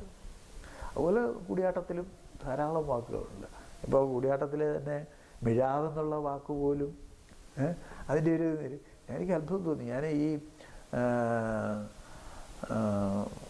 കേരളത്തിലെ കാളിസേവ നമ്മുടെ ഡോക്ടർ ചെല്ലാണ്ട് അച്യുതമേനോൻ എഡിറ്റ് ചെയ്ത കേരളത്തിലെ കാളിസേവ എന്ന പുസ്തകത്തിൽ ഒരിടത്ത് ഈ കാളിനാടകത്തിൻ്റെ ചില കാര്യങ്ങൾ പറഞ്ഞു തരുക. അവിടെ പിടാഗ് എന്നുള്ള വാക്കുണ്ട്. പിടാഗ് മിഴാവാണ്. അപ്പം മിഴാവിൻ്റെ പൂർവ്വരൂപം എന്ന് പറയുന്നത് അവിടെ ആ വാക്ക് അവിടെ കിടക്കുകയാണ്, പിടാഗ്. അപ്പം ഇത് ഉപയോഗിച്ച് ഈ വാക്കുകൾക്ക് പിന്നീട് രൂപഭേദങ്ങൾ മാറ്റം വന്നുകൊണ്ടിരിക്കുകയാണ്. അങ്ങനെ രൂപഭേദം സംഭവിച്ച വാക്കുകളാണ് നമ്മുടെ കയ്യിൽ ഇപ്പോൾ കിട്ടുന്നത്. അപ്പോൾ ഇതിൻ്റെ പൂർവ്വരൂപം എന്താണ്, അതിൻ്റെ നിഷ്പത്തി എങ്ങനെയാണ് എന്ന് ഇന്ന് നിർണ്ണയിക്കാൻ പല വാക്കുകളെ സംബന്ധിച്ച് പ്രയാസമാണ്. അപ്പം ഞാൻ പറഞ്ഞത് ഇതിന് അതിൻ്റേതായ ഒരു പദകോശമുണ്ട്. അത് പ്രത്യേക ആ പദകോശം ഒരു നിഘണ്ടു ഉണ്ടാക്കുമ്പോഴേ അതിൻ്റെ വലിപ്പം നമുക്ക് മനസ്സിലാവുകയുള്ളൂ. കൂടിയാട്ടത്തിലെ ആട്ടപ്രകാരം അതിൻ്റെ ഒരു സാക്ഷ്യമാണ്. അതെ, അതിൻ്റെ ഏറ്റവും വലിയ ആകരം എന്ന് പറയുന്നത് ഈ ആട്ടപ്രകാരങ്ങളാണ് തീർച്ചയായിട്ടും. കാരണം ഇതിനകത്തില്ലാത്തൊരു വാക്കും കൂടിയാട്ടത്തിലില്ല. കൂടിയാട്ടത്തിൻ്റേതായ ടെർമിനോളജി എന്ന് പറഞ്ഞല്ലോ, അതിനുപയോഗിക്കുന്ന ഒരു പദസമ്പത്ത് എന്ന് പറയുന്നതെല്ലാം ആട്ടപ്രകാരങ്ങളിലാണ് രേഖപ്പെട്ട് കിടക്കുന്നത്. മാഷ് ഇപ്പോൾ ഈ ആട്ടപ്രകാരങ്ങളുടെ ചരിത്ര പ്രാധാന്യം പറഞ്ഞു. അതോടൊപ്പം തന്നെ പ്രധാനമാണ് മാർഗി എന്ന സ്ഥാപനം ഈ ആട്ടപ്രകാരങ്ങളെ മുഴുവനും രംഗത്ത് കൊണ്ടുവരാനായിട്ട് നടത്തിയ ശ്രമങ്ങളും. കേരളത്തിൻ്റെ ചരിത്രത്തിൽ കൂടിയാട്ടത്തിൻ്റെ സ്ഥാപനവൽക്കരണത്തിൻ്റെ ഒരു രണ്ടാം ഘട്ടമാണ് മാർഗിയിൽ നടക്കുന്നത്. കേരള കലാമണ്ഡലത്തിന് ശേഷം മാർഗിയിലാണ് തിരുവനന്തപുരത്ത് അത് നടക്കുന്നത്. അപ്പോൾ എനിക്ക് മാഷോട് സംശയം ചോദിക്കാനുള്ളത്, ശരിക്കും സ്ഥാപനവൽക്കരണത്തിൽ ഏറ്റവും പ്രധാനപ്പെട്ട ഒരു പ്രത്യേകതയായിട്ട് നമ്മൾ കാണുന്നത് കാലത്തിനനുസരിച്ചിട്ട് അവതരണങ്ങളെ ചുരുക്കുകയും പുതിയൊരു സമയബോധത്തിനനുസരിച്ച് അവതരിപ്പിക്കുകയും ചെയ്യുക എന്നുള്ളതാണ്. കേരള കലാമണ്ഡലത്തിൽ ബാംഗ്ലൂർ രാമചാക്കരിക്ക് വളരെ ശ്രമകരമായിട്ടും സൗന്ദര്യാത്മകമായിട്ടും ചെയ്തതാണ്. അതേ സമയത്ത് അതിൻ്റെ രണ്ടാം ഘട്ടത്തിൽ മാർഗിയിലെത്തുമ്പോഴേക്കും അതിന് കാലത്തിനെ ഒഴുക്കിനെതിരെ നീന്തുന്ന ഒരു കാഴ്ചയാണ് കാണാനുള്ളത്. ഒരുപക്ഷെ അന്ന് ഒരാൾക്കും ചിന്തിക്കാൻ പറ്റാത്ത രീതിയിൽ ചൂടാമണി മുഴുവൻ രംഗത്തെത്തിക്കുക, അങ്കുലിയാങ്കവും മന്ത്രാങ്കവും അടിയന്തരത്തിൽ നടത്തുന്നതിനേക്കാൾ വലിയൊരു രംഗഭാഷയാക്കി മാറ്റുക. 12 ദിവസം കൊണ്ട് അവതരിപ്പിച്ചിരുന്നത് 36 ദിവസം കൊണ്ട് അവതരിപ്പിക്കുക, അല്ലെങ്കിൽ 41 ദിവസം കൊണ്ട് അവതരിപ്പിച്ചിരുന്നത് അതിലും വിപുലമായിട്ട് അവതരിപ്പിക്കുക. അപ്പം ഇത്തരത്തിൽ ഈ രണ്ടാമത്തെ ഒരു ഘട്ടം എന്ന് പറയാവുന്ന ഒരു പക്ഷേ പൈങ്കുളം രാമചാക്യാരുടെ നേതൃത്വത്തിൽ കലാമണ്ഡലത്തിലും മൂഴിക്കുളം കൊച്ചുകുട്ടൻ ചാക്യാരുടെയും അമ്മന്നൂർ മാധവ ചാക്യാരുടെയും നേതൃത്വത്തിൽ മാർഗിയിലും നടന്ന ഈ രണ്ട് തരത്തിലുള്ള പ്രവർത്തനങ്ങളും കൂടി ചേരുമ്പോഴാണ് കഴിഞ്ഞ നൂറ്റാണ്ടിൻ്റെ ഒരു കൂടിയാട്ട ചരിത്രമാകുന്നത്. അപ്പം എന്തുകൊണ്ടാണ് ഈ മാർഗിയിൽ, അപ്പം മാർഗിയുടെ പ്രവർത്തനങ്ങൾ അടുത്ത് നിന്ന് കണ്ട ഒരാളെന്നുള്ള നിലയ്ക്ക് അതിന് സ്വന്തമായിട്ട് കലാപരമായൊരു നിലപാട് ഡി അപ്പുകുട്ടൻ നായർ എന്ന വ്യക്തി എടുത്തതുകൊണ്ട് ഉണ്ടായ മാറ്റങ്ങൾ ഒന്ന് വിശദീകരിക്കാം. അപ്പുകുട്ടൻ നായർ സാറ് ആദ്യം അദ്ദേഹത്തിൻ്റെ കൂടിയാട്ട പ്രവർത്തനങ്ങൾ ആരംഭിച്ചത് കേരള കലാമണ്ഡലത്തിലാണെന്ന് നമുക്കറിയാം. അദ്ദേഹം അവിടെ ഏറ്റവും അടുത്ത് ഇടപഴകിയത് പൈങ്കുളം രാമചാക്യാരുടെ സമ്പ്രദായത്തോടാണ്. പൈങ്കുളം രാമചാക്യാർ 1965 കേരള കലാമണ്ഡലത്തിലെ കൂടിയാട്ടം ആദ്യമായിട്ട് ചാക്യാന്മാരല്ലാത്തവർക്കും പഠിക്കാൻ തക്കവണ്ണം ഒരു കളരി തുടങ്ങുകയും അവർക്ക് ഈ അടിയന്തര കൂത്തുകൾ മാത്രം ഉണ്ടായിരുന്ന ആ ഒരു കാലഘട്ടത്തിൽ അവർക്ക് അരങ്ങുകൾ സൃഷ്ടിക്കുകയും ഒക്കെ ചെയ്തതോടൊപ്പം തന്നെ ഇവിടെ എന്ത് സൂചിപ്പിച്ച മാതിരി അതിൻ്റെ സൗന്ദര്യപരമായി ഇതിൻ്റെ നിലനിൽപ്പ് അടിയന്തരവുമല്ല, വഴിപാടുമല്ല, ഇത് കാഴ്ചക്കൂത്തിൻ്റെ ഇതിൽ അത് എന്ന് മനസ്സിലാക്കിയിട്ട് അദ്ദേഹം ചെയ്ത ഏറ്റവും വലിയ കൂടിയാട്ടത്തിന് ചെയ്ത സേവനമാണത്. തീർച്ചയായിട്ടും അതെ. അതിൻ്റെ സമയം വെട്ടിക്കുറയ്ക്കുകയും അത് കൂത്തമ്പലത്തിൽ നിന്ന് പുറത്തേക്ക് കൊണ്ടുവരികയും ആർക്കും ഇത് കാണാനുള്ള അവസരം സൃഷ്ടിക്കുകയും ഒക്കെ അതിലൊക്കെ ഏറ്റവും പ്രധാനമാണ് സത്യത്തിൽ ഈ സമയം. 3 മണി കഥകളി പുലരുവോളം നടന്നിരുന്ന കഥകളി വി കൃഷ്ണൻ തമ്പി തിരുവനന്തപുരം കഥകളി ക്ലബ്ബ് സ്ഥാപിച്ച് 3 മണിക്കൂർ സന്ധ്യയ്ക്ക് തുടങ്ങുന്ന 3 മണിക്കൂറുള്ള കഥകളി. വാസ്തവത്തിൽ കഥകളി പിൽക്കാലത്ത് നിലനിൽക്കാനുള്ള ഒരു പ്രധാന കാരണം തന്നെ ഈ ഒരു തുടക്കമാണിത് അല്ലേ. അത് കാലത്തിനനുസരിച്ചുള്ളൊരു മാറ്റമാണത്. ആ മാറ്റം ആണ് പൈമ്പുള്ള രാമചാക്യാർ ചെയ്ത ഏറ്റവും വലിയൊരു മറ്റൊരു സേവനം. അതനുസരിച്ച് ഇതിനകത്ത് വെട്ടിക്കുറച്ചു. പക്ഷെ അവിടെ പറ്റിയ ഒരു അപകടം പലതും നഷ്ടപ്പെടുകയാണ് നമുക്ക്. ഇതിനകത്തുനിന്ന് നിർവഹണം ഒഴിവാക്കുമ്പോൾ കൂടിയാട്ടത്തിൻ്റെ ജീവത്തായ ഭാഗം പോവുകയാണ്. നിർവഹണം നമ്മളെ മുഷിപ്പിക്കുന്ന നിർവഹണങ്ങളുണ്ട്, ഇല്ലെന്ന് ഞാൻ പറയുന്നില്ല. പക്ഷേ ഒരു ഒന്നിലധികം വേഷങ്ങൾ അരങ്ങത്ത് വരുന്ന നാടകഭാഗം കാണുന്നതിനേക്കാൾ നമ്മെ അത്ഭുതപ്പെടുത്തുന്ന സംഗതികളാണ് ചില നാടകങ്ങളുടെ നിർവഹണ ഭാഗങ്ങളെന്ന് പറയുന്നത്. അതില്ലെങ്കിൽ പിന്നെ കൂടിയാട്ടമില്ല. അപ്പം ഇതിനകത്ത് ഒന്നും കളയാവതല്ല.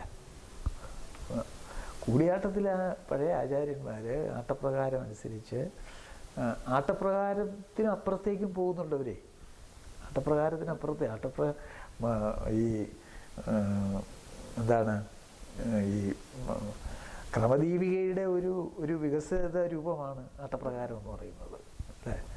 വാസ്തവത്തിൽ ഇത് പണ്ട് നമ്മളെ ചെറിയ ക്ലാസ്സുകളിലൊക്കെ ക്രമദീപിക എന്താണ് ആട്ടപ്രകാരം എന്താണെന്ന് പഠിപ്പിക്കുമ്പോഴൊക്കെ പരമാബദ്ധമാണ് പറഞ്ഞു തന്നുകൊണ്ടിരുന്നത്.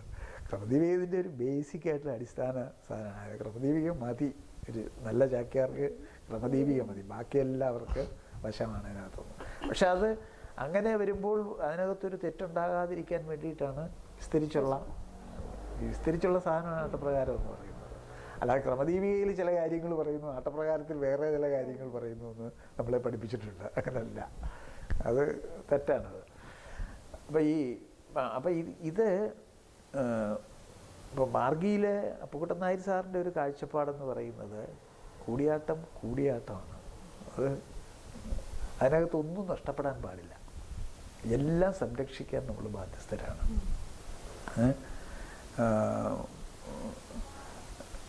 3 മണിക്കൂർ അല്ലെങ്കിൽ 2 മണിക്കൂർ അല്ലെങ്കിൽ ഇപ്പം വന്നത് അരമണിക്കൂറിലേക്ക് വരെ നമ്മൾ എത്തിക്കൊണ്ടിരിക്കുകയാണ്. അങ്ങനെ നമ്മൾ ഇതിനോട് കോംപ്രമൈസ് ചെയ്യുന്തോറും ഇത് നഷ്ടപ്പെടുകയാണ്. കൂടിയാട്ടം ഇല്ലാതായി തീരുകയാണ്. അതുപോലെ തന്നെ വളരെ പ്രധാനപ്പെട്ട ഒന്നാണ് ഇപ്പോൾ ഈ ഒന്നിലധികം വേഷങ്ങളുള്ള രംഗങ്ങളാണ് പ്രേക്ഷകർ കാണാൻ കൂടുതൽ ഇഷ്ടപ്പെടുന്നതെന്നും അപ്പോഴത്തേക്കും ഈ നാടകഭാഗം അതുപോലുള്ള നാടകഭാഗങ്ങൾ എടുത്തു വെച്ച് കാണിച്ചു കഴിഞ്ഞാൽ കൂടിയാട്ടം കുറേ കൂടി അതിന് വളരെ തെറ്റായ ധാരണയാണത്. ഒന്നിലധികം വേഷങ്ങൾ വരുന്ന പല ഭാഗങ്ങളും ഈ നിർവഹണത്തേക്കാൾ മുഷിപ്പനാണ്. പലർക്കും അഭിനയിക്കാനുള്ള സമയം കിട്ടുന്നില്ല. ഈ നമുക്കറിയാമല്ലോ കൂടിയാട്ടത്തിലെ ഒരു ശ്ലോകം ഒന്ന് വിസ്തരിച്ച് അഭിനയിക്കേണ്ട സന്ദർഭമാകുമ്പോഴത്തേക്കും ആ കൂട്ടുവേഷം പതുക്കെ താനവിടെ ഉണ്ടെന്നുള്ള ഒരു ധാരണ നിങ്ങൾ സങ്കല്പിച്ചോണം. ഞാനിവിടെ ഉണ്ട് എന്ന് പറഞ്ഞ് ഇളങ്ങ് മാറുകയാണ്. അയാളവിടെ നിന്നാലത് നമുക്ക് മുഷിപ്പനാണത്. കാരണം ഇത് നടൻ്റെ പരിപൂർണമായിട്ടും നടൻ്റെ അഭിനയ വൈദഗ്ധ്യം കാണാനാണ് നമ്മളിവിടെ ഇരിക്കുന്നത്. എത്രമാത്രം അതിൻ്റെ സാധ്യതകളെ ഉപയോഗിക്കാൻ അവന് കഴിയുന്നു എന്നുള്ളതാണ് നമ്മളെ അത്ഭുതപ്പെടുത്തുന്നത്. അപ്പോൾ ഈ ഒരു ചെറിയ ശ്ലോകം എടുത്ത് വിസ്തരിച്ച് ഒരു നാടകമാക്കി മാറ്റുകയാണ് നടൻ ചെയ്യുന്നത്. അപ്പോൾ നമ്മൾ നാടകം എന്താണെന്നുള്ളതിനെക്കുറിച്ച് പോലും നമുക്ക് തെറ്റായ ധാരണയാണ്. ആ ഒരു തെറ്റായ ധാരണയിലേക്കാണ് ഈ രംഗങ്ങൾ ചുരുക്കലും അല്ലെങ്കിൽ സമയച്ചുരുക്കലിലൂടെയൊക്കെ നമ്മൾ കൂടിയാട്ടത്തിന് വിരുദ്ധമായ ഒരു പ്രക്രിയയിലേക്കാണ് അതിനെ കൊണ്ടുപോയിക്കൊണ്ടിരിക്കുന്നത്. തീർച്ചയായിട്ടും കൂടിയാട്ടത്തെ അതിൻ്റെ തനിമയിൽ ഏത് കാലത്തിനും നമ്മൾ കാലം മാറിയ കാലത്തിനനുസരിച്ച് മാറ്റണമെന്നൊക്കെ പറയുന്നത് ശുദ്ധ ഭോഷ്കാണ്. നമ്മൾ അരമണിക്കൂർ, നിങ്ങൾ അരമണിക്കൂർ നിങ്ങൾക്കുള്ളെങ്കിൽ അരമണിക്കൂറിനുള്ള കാര്യം ചെയ്യാം. അല്ലാതെ 4 മണിക്കൂർ ചെയ്യേണ്ട കാര്യം അരമണിക്കൂറിലേക്ക് ചുരുക്കി കാണിക്കുക എന്ന് പറയുമ്പോൾ അവിടെ കൂടിയാട്ടം ഇല്ലാതായി തീരുകയാണ്. ഇത് ഒരു പക്ഷേ ഇതായിരിക്കാം അപ്പുകുട്ടൻ നായർ സാറിൻ്റെ ആദർശം എന്ന് പറയുന്നത്. അല്ല, അന്ന് എങ്ങനെ അത് സാധിച്ചു? ഒരു പക്ഷെ തിരുവനന്തപുരത്ത് ഉണ്ടായിരുന്ന ഈ മാർഗിയുടെ അമരക്കാരും അപ്പോൾ അങ്ങക്ക് ഉൾപ്പെടുന്ന ഒരു കാണികളും ആരാണ് ഇതിനെ ഒരു സാധ്യമാക്കിയത്? അന്ന് തീർച്ചയായിട്ടും അങ്ങനെ അല്ലാത്ത ഒരു സാഹചര്യത്തിലാണ് നിൽക്കുന്നത്. അപ്പോൾ ആ നിലയ്ക്ക് കളരിയിൽ മുഴുവൻ പഠിപ്പിക്കാനും അവതരണത്തിൽ മുഴുവനും അതേപോലെ അവതരിപ്പിക്കാനുള്ള ഒരു സാധ്യത എങ്ങനെ മാർഗിയിൽ ഉണ്ടായി? അത് ഞാൻ പറഞ്ഞല്ലോ, അത് എല്ലാം തീരുമാനിക്കുന്ന അപ്പുകുട്ടൻ നായർ സാറാണ്. അവിടെ പിന്നെ ചോദ്യമൊന്നുമില്ല. അങ്ങനെ ഒരാളുണ്ടെങ്കിലേ ഇത് നടക്കുകയുള്ളൂ. ഇപ്പം ഞാൻ വിചാരിച്ചാൽ, ഇന്ന് മാർഗിയിൽ വിചാരിച്ചാൽ ചിലപ്പോൾ നടന്നൊന്നും വരില്ല. വേണമെന്ന് വെച്ചാൽ നടക്കും. പക്ഷേ അപ്പുകുട്ടൻ നായർ സാറിൻ്റെ അത് നടപ്പിലാക്കാൻ അദ്ദേഹത്തിന് അത് സാധിക്കുന്നു. ആ ഇച്ഛാശക്തിയാണത്. കാരണം തൻ്റെ വിശ്വാസം തെറ്റല്ല. ഒരിക്കലും കൂടിയാട്ടത്തെ സംബന്ധിച്ചുള്ള അപ്പുകുട്ടൻ നായർ സാറിൻ്റെ കാഴ്ചപ്പാടുകൾ എന്ന് പറയുന്നത് അതിനകത്ത് യാതൊരു നമുക്ക് ഒരു വിപരീത അഭിപ്രായത്തിന് അവിടെ വകയില്ല. കാരണം അത് കൂടിയാട്ടത്തെ അത്രമാത്രം മനസ്സിലാക്കിയിട്ട് ചെയ്ത കാര്യങ്ങളാണത്. അതുകൊണ്ടാണ് അദ്ദേഹം ചെയ്ത ഒരുപാട് കാര്യങ്ങളാണ്. അരങ്ങത്ത് നിന്ന് എന്തുകൊണ്ടാണ് ഈ അരങ്ങത്ത് നിന്ന് ഇത് പോയത് എന്നുള്ളത് പോലും നമ്മൾ ആലോചിച്ചാൽ മതി. ചാക്യാന്മാരിത് കണ്ണിൽ എണ്ണ ഒഴിച്ച് നിളക്കിൽ തിരുപോലെ ഇത് സംരക്ഷിച്ചു പോന്ന അവർക്ക് പോലും ചൂടാമണി 7 അംഗവും സംരക്ഷിക്കാൻ സാധിച്ചില്ല അല്ലേ? 7 അംഗത്തിൽ 4 അംഗം സംരക്ഷിച്ച് നിർത്തിയത് തന്നെ അതിൽ തന്നെ പിന്നെയും കാലം ഇങ്ങനെ അതിനകത്ത് ലോപം വരുത്തിക്കൊണ്ടിരിക്കുകയാണ്, നഷ്ടപ്പെട്ടുകൊണ്ടിരിക്കുകയാണ്. ഈ നഷ്ടപ്പെടുന്നത് ചെറിയ സംഗതിയല്ല. നമ്മൾ മയാസീതാംഗം അരങ്ങത്ത് ചെയ്ത് കണ്ടപ്പോഴാണ് നമുക്കത് ബോധ്യപ്പെട്ടത്. ഇല്ലെങ്കിൽ അഗ്നിപ്രവേശാംഗം ആശ്ചര്യ ലക്ഷ്മണനും ഒക്കെ നമുക്ക് നഷ്ടപ്പെടുകയായിരുന്നു. ഈ കാഴ്ചപ്പാടാണ് ഈ നഷ്ടപ്പെടലിന് കാരണമാകുന്നത്. അപ്പോൾ അതിൻ്റെ നേരെ എതിർദിശയിൽ ഒഴുക്കിനെതിരെ നീന്തിയാൽ തന്നെ, എന്തു പറഞ്ഞത് വാക്കാണ് അതിന് ഉപയോഗിക്കേണ്ടത്, ആ ഒഴുക്കിനെതിരെ നീന്തിയാൽ തന്നെ അത് പിടിച്ചു നിർത്താനാകൂ. ഇത് നഷ്ടപ്പെടാതെ സംരക്ഷിക്കും. ഇത് നിങ്ങൾ എന്നും ഇത് ചെയ്യണമെന്നല്ല, ചെയ്യാൻ വേണ്ടിയല്ല. പക്ഷേ ഇത് പുതിയ തലമുറ അത് പഠിക്കണം. അത് പഠിപ്പിക്കാൻ പറ്റിയ അധ്യാപകരെ ഇവിടെ കൊണ്ടുവരികയും പഠിക്കാൻ കൊള്ളാവുന്ന കുട്ടികളെ അതിന് മുമ്പിൽ കൊണ്ടുവന്നിരുത്തുകയും ചെയ്തതിൻ്റെ ഒരു വലിയ ഇതാണ് ചെയ്തത്. അതിൻ്റെ ഫലമായിട്ട് ചൂടാമണി 7 അംഗവും അരങ്ങത്ത് വന്നു. അത് വെറുതെ ഒരംഗം എടുത്ത് 3 മണിക്കൂർ കൊണ്ട് ചെയ്യുന്ന ഒരു നാടക പ്രവർത്തനം അല്ല ഇത് ചെയ്തത്. കൂടിയാട്ടം എന്തായിരുന്നു പഴയ തലമുറ ചെയ്തു വെച്ചിരുന്നത്, ആട്ടപ്രകാരം എന്തായിരുന്നു, ആട്ടപ്രകാരത്തിനപ്പുറത്തേക്ക് പോകുന്നതാണ് ആയിരുന്നു അദ്ദേഹം ചെയ്തു വെച്ചത്. പഠിപ്പിക്കാനും പഠിക്കാനും ആളുണ്ടായ പോരാ, ഉറച്ച നിലപാടുള്ള ഒരു ആസ്വാദകനും. തീർച്ചയായിട്ടും ആ നിലപാടിൻ്റെ അഭാവമാണ് ഇന്ന് കൂടിയാട്ടം അനുഭവിക്കുന്ന പ്രതിസന്ധി എന്ന് പറയുന്നത്. അത് ആ നിലപാടിൽ നിന്ന് വിട്ടുപോയാൽ പിന്നെ കൂടിയാട്ടം ഇല്ല. പലരും ഇപ്പോൾ കൂടിയാട്ടത്തെ കൊണ്ടു നടക്കുന്ന പലരുടെ അഭിപ്രായം ഞാൻ ഈ പറഞ്ഞ മാതിരിയാണ്. അല്ല, നമുക്ക് 2 മണിക്കൂറിൻ്റെ മതി, അല്ലെങ്കിൽ അരമണിക്കൂറിൻ്റെ മതി, ഇവർക്ക് പ്രേക്ഷകർക്ക് ഇപ്പോൾ അത്ര ഇരുന്ന് കാണാൻ. ഞാൻ ചോദിക്കുന്ന അരമണിക്കൂർ അവർക്ക് കാണാനുള്ള അരമണിക്കൂറിൻ്റെ ചെയ്താൽ മതി.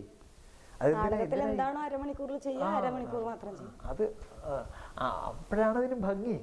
ആ ഭംഗി നല്ലത് പ്രേക്ഷകന് കൊടുക്കണമെന്നാണ് നമുക്ക് ഉദ്ദേശമെങ്കിൽ തീർച്ചയായിട്ടും അരമണിക്കൂറിൻ്റെ നേരത്തെ ചെയ്ത് വെച്ചിരിക്കുന്ന അരമണിക്കൂറായിട്ട് ചെയ്യാം. അപ്പോഴേ അതിൻ്റെ ഭംഗി നമുക്ക് ആസ്വദിക്കാൻ ഒക്കുകയുള്ളൂ. അതിൻ്റെ പൂർണ്ണത അപ്പോഴേ നമുക്കറിയാൻ ഒക്കുകയുള്ളൂ. അല്ലാതെ 4 മണിക്കൂറിൻ്റെ സാധനം അരമണിക്കൂറിലേക്ക് ചുരുക്കി കാണിച്ചാൽ ഒന്നും കിട്ടാനില്ല. അതിൽ നിന്ന് നഷ്ടപ്പെടുകയാണ് പൂർണ്ണമായിട്ടും. അത് അപ്പുകുട്ടൻ നായർ സാറിൻ്റെ കലാമണ്ഡലത്തിൽ നിന്ന് കിട്ടിയ ഒരു അനുഭവമാണെന്നാണ് എനിക്ക് തോന്നുന്നത്. ഇതുപോലെ തന്നെ ഈ എഡിറ്റിങ്ങിനെ പറ്റിയിട്ട് എനിക്ക് തോന്നുന്ന ഒരു സംശയം, ഇതിപ്പോൾ മാഷ് പറഞ്ഞതുപോലെ നാടകത്തിൽ അരമണിക്കൂർ അതേപോലെ അവതരിപ്പിക്കുമ്പോഴാണ് കൂടിയാട്ടത്തിൻ്റെ ഒരു സമയബോധം എന്താണെന്ന് പ്രേക്ഷകന് മനസ്സിലാവുള്ളൂ. അതല്ല നമ്മൾ 4 മണിക്കൂറിനെ അരമണിക്കൂറിലേക്ക് ചുരുക്കുമ്പോൾ നമ്മൾ ഇപ്പോൾ ഉണ്ടാകുന്ന സമയത്തിൻ്റെ എല്ലാ സംഘർഷങ്ങളും വീണ്ടും അരങ്ങത്ത് കാണുകയും വീണ്ടും അതൊരു സംഘർഷത്തിലേക്ക് തന്നെ പോവുകയും ചെയ്യും. മറ്റേതാണെന്ന് പറയുക സമയത്തിനെ നമ്മളിങ്ങനെ ഒരു സാവകാശം എന്ന് പറയുന്ന ഒരു സമയം കാലത്തെ പിടിച്ചു നിർത്തുകയാണ് ഇവിടെ. കാലത്തെ ഇങ്ങനെ പിടിച്ചവിടെ നിർത്തിയിട്ട് ഇതിനെ അതിൻ്റെ സൂക്ഷ്മ കാലത്തിലേക്ക് പോവുകയാണ്. ഒരു ഭയങ്കര കലയാണത്. കൂടിയാട്ടം കലയെന്ന് പറയുന്നത് അതാണ്. നമ്മൾ എത്ര നേരമാണ് ഈ അശോകനിയാങ്കത്തിലെ രാവണൻ്റെ മുഖത്തേക്ക് ഇങ്ങനെ കണ്ണും നട്ടി ഇങ്ങനെ നോക്കിയിരിക്കുന്നത് അല്ലേ? അതിന് കിട്ടുന്ന ഒരു അനുഭവം വലുതാണത് അല്ലേ? നമുക്ക് കാലവും സ്ഥലവും കഥയും എല്ലാം അവിടെ ഒതുങ്ങുകയാണെങ്കിൽ കഥാപാത്രത്തെ പോലും ഒഴിവാക്കുകയാണ്. നമുക്കറിയാം സീതയെ അവിടെ അങ്ങ് ഒഴിവാക്കുകയാണ്. കാരണം രാവണൻ്റെ മുഖത്ത് നിന്ന് നമുക്ക് കണ്ണെടുക്കാൻ സമയമില്ല. പിന്നെ എങ്ങനെയാണ് സീതയെ നോക്കുക അല്ലേ? അത്രമാത്രം അതിൻ്റെ അതാണ് കൂടിയാട്ടം എന്ന് പറയുന്നത്. സീത രംഗത്തില്ലാത്ത രാവണനെ കാണുന്നത് തന്നെയാണ്. തീർച്ചയായിട്ടും നമ്മൾ ചില വേഷങ്ങൾ ഇപ്പം പൈങ്കുളം തന്നെ സീതയെ വാസ്തവത്തിൽ നമുക്ക് കാണിച്ചു തന്ന പൈങ്കുളമാണ്. തീർച്ചയായിട്ടും അത് കാരണം ഇപ്പോൾ ശൂർപ്പണഖണ്ഡത്തിലെ സീത ആവശ്യമാണ് നമുക്ക്. അതിൻ്റെ അല്ലേ രാവണൻ്റെ കൂടെ ശ്രീരാമൻ്റെ കൂടെ ഇരിക്കുന്ന സീത എന്ന് പറയുന്നത് ഒരു ഭയങ്കര കാഴ്ചയാണത്. ആ വൈദേഹി വിദൂരെയൊക്കെ ചെയ്യുമ്പോഴുണ്ടാകുന്ന സീത ഉണ്ടായിരിക്കുന്നത് തന്നെയാണ് ഭംഗി. പക്ഷേ ശോഭനയാഗത്തിലെ രാവണൻ്റെ ചിട്ടപ്പെടുത്തി വെച്ചിരിക്കുന്ന ആ ഒരു അതല്ല, അവിടെ സീത ഇരുന്നാൽ അത്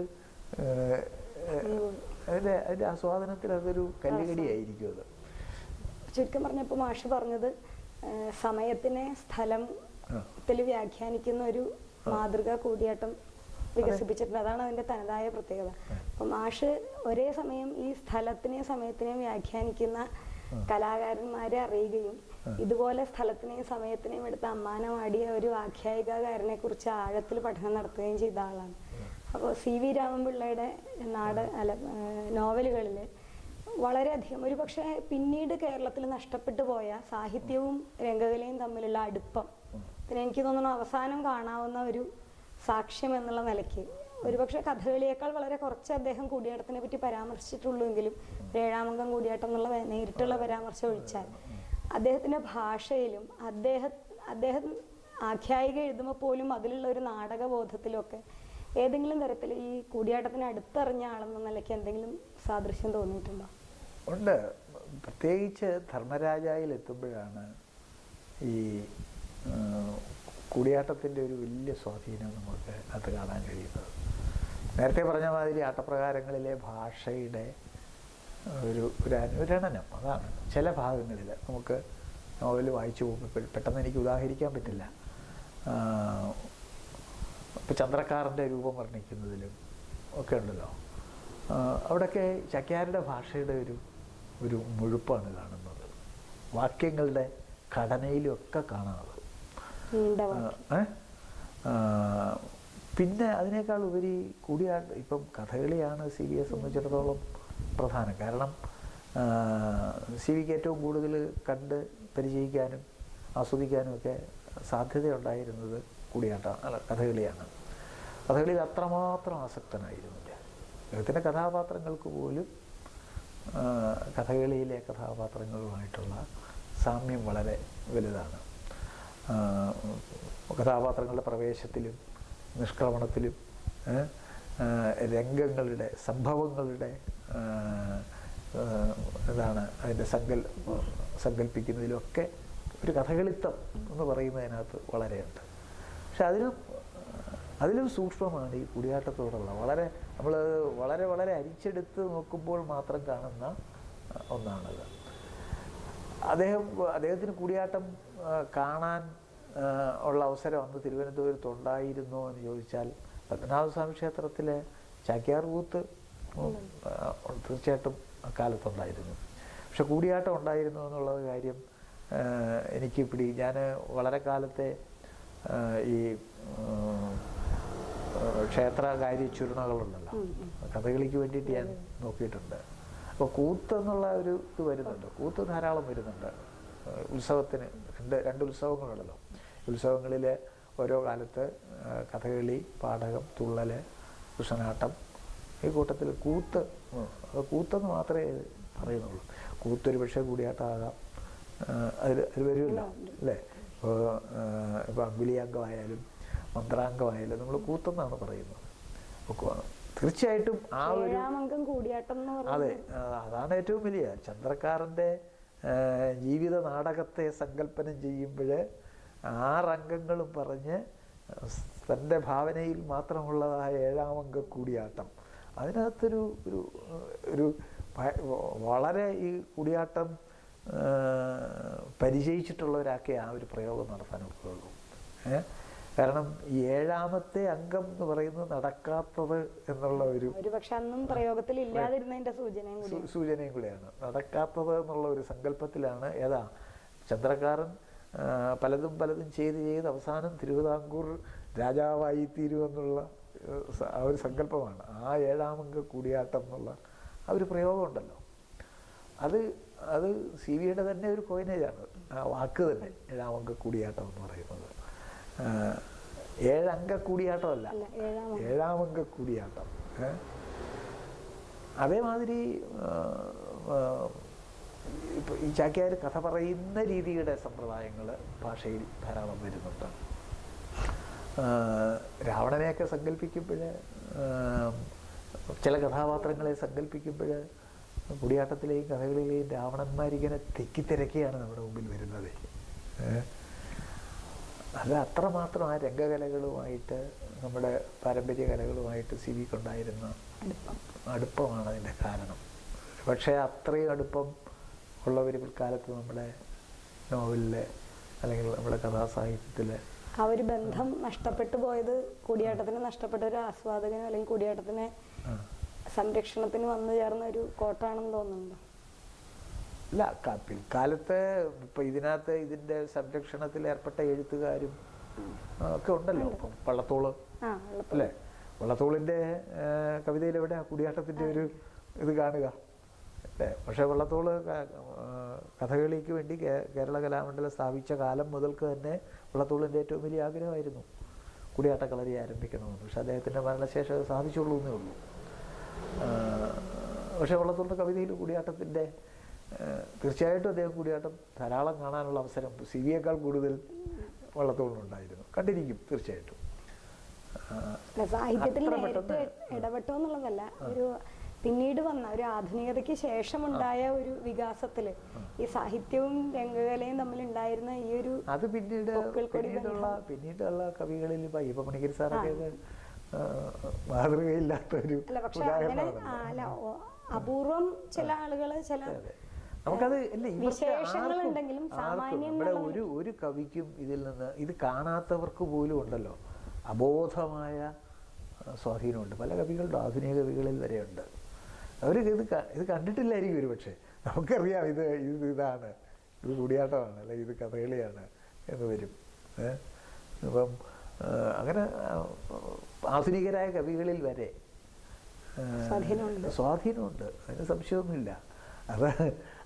അതൊരു ബോധപൂർവമാവാം. ഇപ്പം CV-യുടെ ഇതിൽ പോലും അതൊരു ബോധപൂർവമല്ല, കഥകളി ബോധപൂർവമാണ് CV-യുടെ ഇതിൽ വരുന്നത്. കൂടിയാട്ടം വരുന്നത് ബോധപൂർവമല്ല, അത് വളരെ അബോധപൂർവമായിട്ട് വരുന്നതാണ്. അത് സംസ്കാരത്തിൽ കിടക്കുന്നതാണിത്. കേരള സംസ്കാരത്തിലെ ഏറ്റവും വലിയൊരു സംഭവമാണ് ഈ കൂടിയാട്ടം എന്ന് പറയുന്നത്. ഇത് കാണുന്നവർ വളരെ കുറവാണ്, ഇത് ജനങ്ങളുമായിട്ട് ബന്ധമില്ലാത്തതാണ് ഒക്കെ പറഞ്ഞാലും, കാരണം ഇത് 2000 വർഷം ഈ ജനതയുടെ ഒരു ഭാഗമായിട്ട് വളർന്നു വന്നതാണ്. അപ്പം അത് ഞാൻ പറഞ്ഞല്ലോ, അത് അബോധപൂർവമായെങ്കിലും അത് സ്വാധീനം ഉണ്ടാകും. അപ്പോൾ പക്ഷേ ഇത് കാണുക, ആസ്വദിക്കുക, പഠിക്കുക, അതിലൂടെ ഉൾക്കൊള്ളുക എന്നുള്ളതിനപ്പുറം സ്വന്തമായിട്ട് രംഗകലയ്ക്ക് വേണ്ടി ഒരു രചനയും കൂടി അങ്ങ് നടത്തിയിട്ടുണ്ട്. അപ്പോൾ ആ നിലയ്ക്ക് കൃഷ്ണലീല കഥകളിയായിട്ട് പരികൽപ്പന ചെയ്യുമ്പോൾ ഒരു പക്ഷേ കഥകളിയും കൂടിയാട്ടവും ഒരുപോലെ ആസ്വദിക്കുന്ന പണ്ഡിതന്മാർ അപൂർവമാണെന്നുള്ളത് കൊണ്ട് ഏതെങ്കിലും തരത്തിൽ കൂടിയാട്ടത്തിൻ്റെ ആസ്വാദനം ഈ ആട്ടക്കഥയുടെ രചനയ്ക്ക് തീർച്ചയായിട്ടും അത് കൃഷ്ണലീല എനിക്ക് ഒരു പുതിയ ആട്ടക്കഥ എഴുതുന്നതിനോട് വിയോജിപ്പുള്ള ആളാണ്. കാരണം ഒരുപാട് പേര് പുതിയ ആട്ടക്കഥകൾ എഴുതി അത് 1-2 അരങ്ങുകൾ കഴിയുമ്പോഴത്തേക്കും അത് അല്ലെങ്കിൽ പിന്നെ അത്രയ്ക്ക് സ്വാധീനം ഉപയോഗിച്ച് പിടിച്ചു നിർത്തുന്ന അതാണ്. അപ്പോൾ പുതിയ ആട്ടക്കഥകളുടെ ആവശ്യമുണ്ടോ എന്നുള്ളത് തന്നെ. പക്ഷേ ഞാൻ അറിയാതെ എഴുതിപ്പോയാണ് കൃഷ്ണലീല. അതിൻ്റെ കാരണം കൂടിയാട്ടത്തിൻ്റെ ഒരു ഭാഗമായ നങ്ങ്യാർകൂത്താണ്. നങ്ങ്യാർകൂത്തിലെ ഈ ശ്രീകൃഷ്ണൻ്റെ കഥകൾ അവതരിപ്പിക്കുന്ന ഒരു സങ്കേതമുണ്ടല്ലോ, അതിന് മാത്രമുള്ളതാണത്. മറ്റൊരു ഇന്ത്യൻ നാടകത്തിലും നമുക്ക് കാണാൻ കഴിയാത്ത ഒരു പ്രത്യേക സങ്കേതമാണ് അതിന് ഉപയോഗിക്കുന്നത്. കൂടിയാട്ടത്തിൻ്റെ സങ്കേതം തന്നെയാണെങ്കിലും അത് സ്ത്രീകളാണ് ചെയ്യുന്നത്. ഭാഗവതത്തിലെ ദശമസ്കന്ധത്തിലെ എല്ലാ കഥാപാത്രങ്ങളും ഇവിടെ ഈ ഒരൊറ്റ ഏകാകാര്യത്തിലൂടെ കടന്നു വരികയാണ്. അപ്പോൾ അതിൽ ഈ പ്രത്യേകിച്ച് എടുത്തു പറയേണ്ട പേരാണ് മാർഗി സതിയുടെ പേര്. സതിയുടെ ഭംഗിയാർകൂത്താണ് എൻ്റെ പരിചയ സീമയിൽ ഏറ്റവും കൂടുതൽ എനിക്ക് ലഭിച്ചുകൊണ്ടിരുന്നത്. മറ്റ് ധാരാളം ആൾക്കാരുണ്ടെങ്കിലും അപ്പോൾ സതി കൃഷ്ണലീല, ശ്രീകൃഷ്ണലീല ഇതിനകത്തൊരു പ്രധാനപ്പെട്ട സംഭവമാണല്ലോ. അതിൻ്റെ ഒരു സ്വാധീനത്തിലാണ് ഇത് കഥകളിൽ എങ്ങനെ ചെയ്യാമെന്നുള്ള ഒരു ചിന്ത എന്നിലുണ്ടായത്. കൃഷ്ണൻ്റെ ബാലലീലകൾ അത് കഥകളിയുടെ നിലവിലുള്ള സങ്കേതങ്ങളിൽ അതിനുള്ള സാധ്യത വളരെ കുറവാണ്. ഭംഗിയാർകൂത്താണ് അതിനുള്ള വഴി തുറന്നു തന്നത്. കാരണം ഇത് പകർന്നാട്ടത്തിലൂടെ ചെയ്യാന്നുള്ളതാണ്. അപ്പോൾ അതിനൊരു സന്ദർഭം വേണം. ആരിത് ചെയ്യണം? കൃഷ്ണനെ കൊണ്ട് ചെയ്യിച്ചിട്ട് കാര്യമില്ല അല്ലേ? അപ്പോൾ ഇത് മുഴുവൻ ഇതിനകത്ത് മുഴുവൻ ഭാഗഭാക്കായിരുന്നു. കൃഷ്ണൻ്റെ ബാലലീലകളിൽ മുഴുവൻ ഒരു പങ്കാളിയായ ഒരു കഥാപാത്രം തന്നെയായിരുന്നു യശോദയ്ക്കാണത് പറയാനുള്ള അവകാശം മുഴുവൻ. ആരിത് കേൾക്കണം? ഇത് ഒന്നുമേ അറിയാതെ ജീവിച്ച പെറ്റമ്മ ദേവകി അല്ലേ? അപ്പോൾ യശോദയും ദേവകിയും തമ്മിലുള്ള ഒരു കൂടിക്കാഴ്ചയിലൂടെ ഇത് കഥകളിയിലെ പകർന്നാട്ട സങ്കേതങ്ങൾ ഉപയോഗിച്ച്, എന്നാൽ അതിൽ നിന്ന് സംഗീതത്തെ മാറ്റി നിർത്താതെ ഒരു തരം എന്താണ് ആട്ടമാണോ എന്ന് ചോദിച്ചാൽ ഈ മനോധർമ്മം ആടുക എന്ന് പറയുമല്ലോ, മനോധർമ്മം ആടുന്നതാണ് ഇത് കൂടുതൽ. പക്ഷേ അതേസമയം തന്നെ ചൊല്ലിയാട്ടം നിലനിർത്തിക്കൊണ്ട് തന്നെ കഥകളിയിലുണ്ടത്, ഇല്ലാത്തൊരു കാര്യമൊന്നും അല്ലത്. പക്ഷെ അതിൻ്റെ സാധ്യത പരമാവധി ഉപയോഗിച്ചുകൊണ്ട് ഈ കൃഷ്ണൻ്റെ ബാലലീലകൾ മുഴുവൻ ചെയ്യാനുള്ള ഒരു സന്ദർഭമാണ്. അത് തീർച്ചയായിട്ടും ഭംഗിയാർകൂത്തിൽ നിന്ന് കിട്ടിയ ഒരു പ്രചോദനമാണത്, സംശയമൊന്നുമില്ല. അത് മാർഗിയിലെ കൂടിയാട്ടത്തിന് എന്ന പോലെ തന്നെ അപ്പുകുട്ടൻ നായർ സാറ് ഭംഗിയാർകൂത്തിനും വളരെ പ്രാധാന്യം ആദ്യകാലം മുതൽക്ക് തന്നെ കൊടുത്തു പോന്നിരുന്നു. സതിയും ഉഷയൊക്കെ ഇവിടെ കൊണ്ടുവരികയും ശ്രീകൃഷ്ണചരിതം മുഴുവൻ ഇവിടെ പലരും അവകാശപ്പെടുന്നുണ്ട് ആദ്യമായിട്ടിത് തങ്ങളാണ് ചെയ്തതെന്നൊക്കെ. പക്ഷേ ചരിത്രം നമുക്കറിയാം, സമ്പൂർണമായ ശ്രീകൃഷ്ണചരിതത്തിൻ്റെ രംഗാവതരണം പഠിച്ച് രംഗത്ത് കൊണ്ടുവരുന്നത് ആദ്യം മാർഗിയിൽ തന്നെയാണ്, വിസ്തരിച്ച് അതിൻ്റെ പൂർണ്ണ രൂപത്തിൽ. അത് അപ്പുകുട്ടൻ നായർ സാറിൻ്റെ ഒരു ശ്രമഫലമാണത്. പിന്നീട് അതിനുശേഷമാണ് പലയിടത്തും അത്രയും മുഴുവൻ ശ്ലോകങ്ങളും ചേർത്തുകൊണ്ടുള്ള രംഗാവതരണം വരുന്നതും. ഇപ്പോൾ പഠിച്ചുകൊണ്ടിരിക്കുന്ന കുട്ടികൾ ഇതിൽ വളരെ താല്പര്യത്തോടുകൂടി ഈ 236 അല്ലേ 217 ശ്ലോകങ്ങളും ചെയ്യാനുള്ള ഒരു ഉണ്ടല്ലോ, അതിലൂടെ അവർ നേടിയെടുക്കുന്ന ഒരു കഴിവെന്ന് പറയുന്നത് അതാണ് ഇന്നത്തെ തലമുറ ഏറ്റവും കൂടുതൽ, പ്രത്യേകിച്ച് കൂടിയാട്ടം പഠിക്കുന്ന പെൺകുട്ടികളെ സംബന്ധിച്ചിടത്തോളം അവരുടെ ഏറ്റവും വലിയൊരു ഒരു ആഗ്രഹമാണത്. അത് കാണുമ്പോൾ എനിക്ക് വലിയ സന്തോഷം തോന്നാറുണ്ട്. ഒരു പക്ഷേ അതിന് അങ്ങനെ ഒരു ഭംഗിയാർകൂത്തിന് ഒരു ദിശാബോധം, ഒരു പ്രചാരം ഉണ്ടാക്കി കൊടുക്കുന്നതിലും മാർഗിയുടെ പ്രവർത്തനം.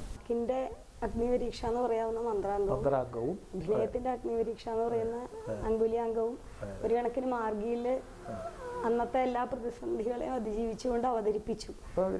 അപ്പൊ ആ നിലയ്ക്ക് അന്ന് കലാകാരന്മാർ വളരെയധികം ക്ലേശം സഹിച്ചും അതുപോലെ ആസ്വാദകരുടെ പിൻബലം കൊണ്ടൊക്കെയാണ് അത് മുന്നോട്ട് കൊണ്ടുപോയത്. ആ നിലയ്ക്ക് കലാകാരന്മാരെടുത്ത അവര് അനുഭവിച്ച ക്ലേശവും അവരെടുത്ത ഒരു പ്രയത്നവും ഒക്കെ വെച്ച് നോക്കിയാൽ ഇന്ന് കൂടിയാട്ടത്തിന്റെ ഒരു അവസ്ഥ ശരിക്ക് അതിനനുഗുണമായിട്ട് മെച്ചപ്പെട്ടോ? അല്ല കലാകാരന്മാർക്ക് ഇനി അടുത്ത തലമുറയിലേക്ക് അത് നിലനിർത്താനുള്ള ഒരു സാഹചര്യം ഉണ്ടോ? ഇല്ലെങ്കിൽ എന്താണ് ആസ്വാദകർക്കും പണ്ഡിതർക്കും ഭരണകൂടത്തിനൊക്കെ എന്താണ് ചെയ്യാൻ കഴിയുക? അത് ഈ ഞാൻ നേരത്തെ സൂചിപ്പിച്ച മാതിരി ഡി അപ്പുക്കുട്ടൻ നായരെ പോലെ ഇച്ഛാശക്തിയുള്ള ഒരാളിൻ്റെ നേതൃത്വത്തിന് ആവശ്യമാണ്. അപ്പുക്കുട്ടൻ നായർ സാറ് ഇന്നത് ചെയ്യണമെന്ന് നിശ്ചയിച്ചാൽ അത് ചെയ്തിരിക്കും. അതിനുള്ള ചുരുങ്ങിയതാണെങ്കിൽ എവിടുന്നെങ്കിലും അതിനുള്ള സാമ്പത്തികം കണ്ടെത്തുകയും അത് ശരിയായ രീതിയിൽ നടക്കാനുള്ള മാർഗരേഖ ഉണ്ടാക്കുകയും അല്ലേ അത് പ്രാവർത്തികമാക്കുകയും ചെയ്യുക എന്ന് പറയുന്നത് അപ്പുക്കുട്ടൻ നായർ സാറിനെ പോലുള്ളവർക്ക് സാധിക്കുന്ന കാര്യമാണത്. ഇപ്പോൾ കേരള കലാമണ്ഡലത്തിലായാലും ഇന്നത്തെ ഏത് സ്ഥാപനത്തിലായാലും അങ്ങനെ ഒരു നേതൃത്വത്തിൻ്റെ അഭാവം എന്ന് പറയുന്നത് ഇതിലേക്കൊക്കെ ശ്രദ്ധിക്കുന്നത്. പക്ഷേ അത് അല്ലാത്തിടത്തോളം നമുക്കറിയാം അപ്പുക്കുട്ടൻ നായർ സാറ് സൃഷ്ടിച്ചു വെച്ച ഒരു തരംഗമുണ്ടല്ലോ കൂടിയാട്ടത്തിൽ, ഈ ഒരു നവോത്ഥാനം എന്ന് പറയുന്നത് അല്ലേ, അല്ലെങ്കിൽ എന്താ പറയുക ഒരു റിവൈവൽ അല്ലേ. ഇത് മുഴുവൻ വീണ്ടെടുക്കുകയായിരുന്നു, നഷ്ടപ്പെട്ടത് മുഴുവൻ വീണ്ടെടുക്കുകയായിരുന്നു. ഒരു പുതിയ തലമുറയെ അതിൻ്റെ മുഴുവൻ ശക്തിയും പകർന്ന് സൃഷ്ടിച്ചെടുക്കുകയായിരുന്നു.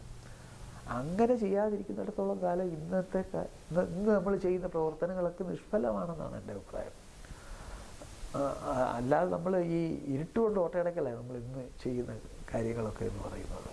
കൂടിയാട്ടം നിലനിൽക്കണമെന്നുണ്ടെങ്കിൽ അപ്പുക്കുട്ടൻ നായർ സാർ ചെയ്ത രീതിയിലുള്ള പ്രവർത്തനങ്ങൾക്കിലൂടെ തന്നെ, അല്ലെങ്കിൽ നമ്മുടെ കാഴ്ചപ്പാട് തന്നെ മാറിപ്പോകും, കൂടിയാട്ടം വേറെ ഒന്നായി മാറും. അത് മാറിക്കൊണ്ടിരിക്കുകയാണ് ഇപ്പോഴും.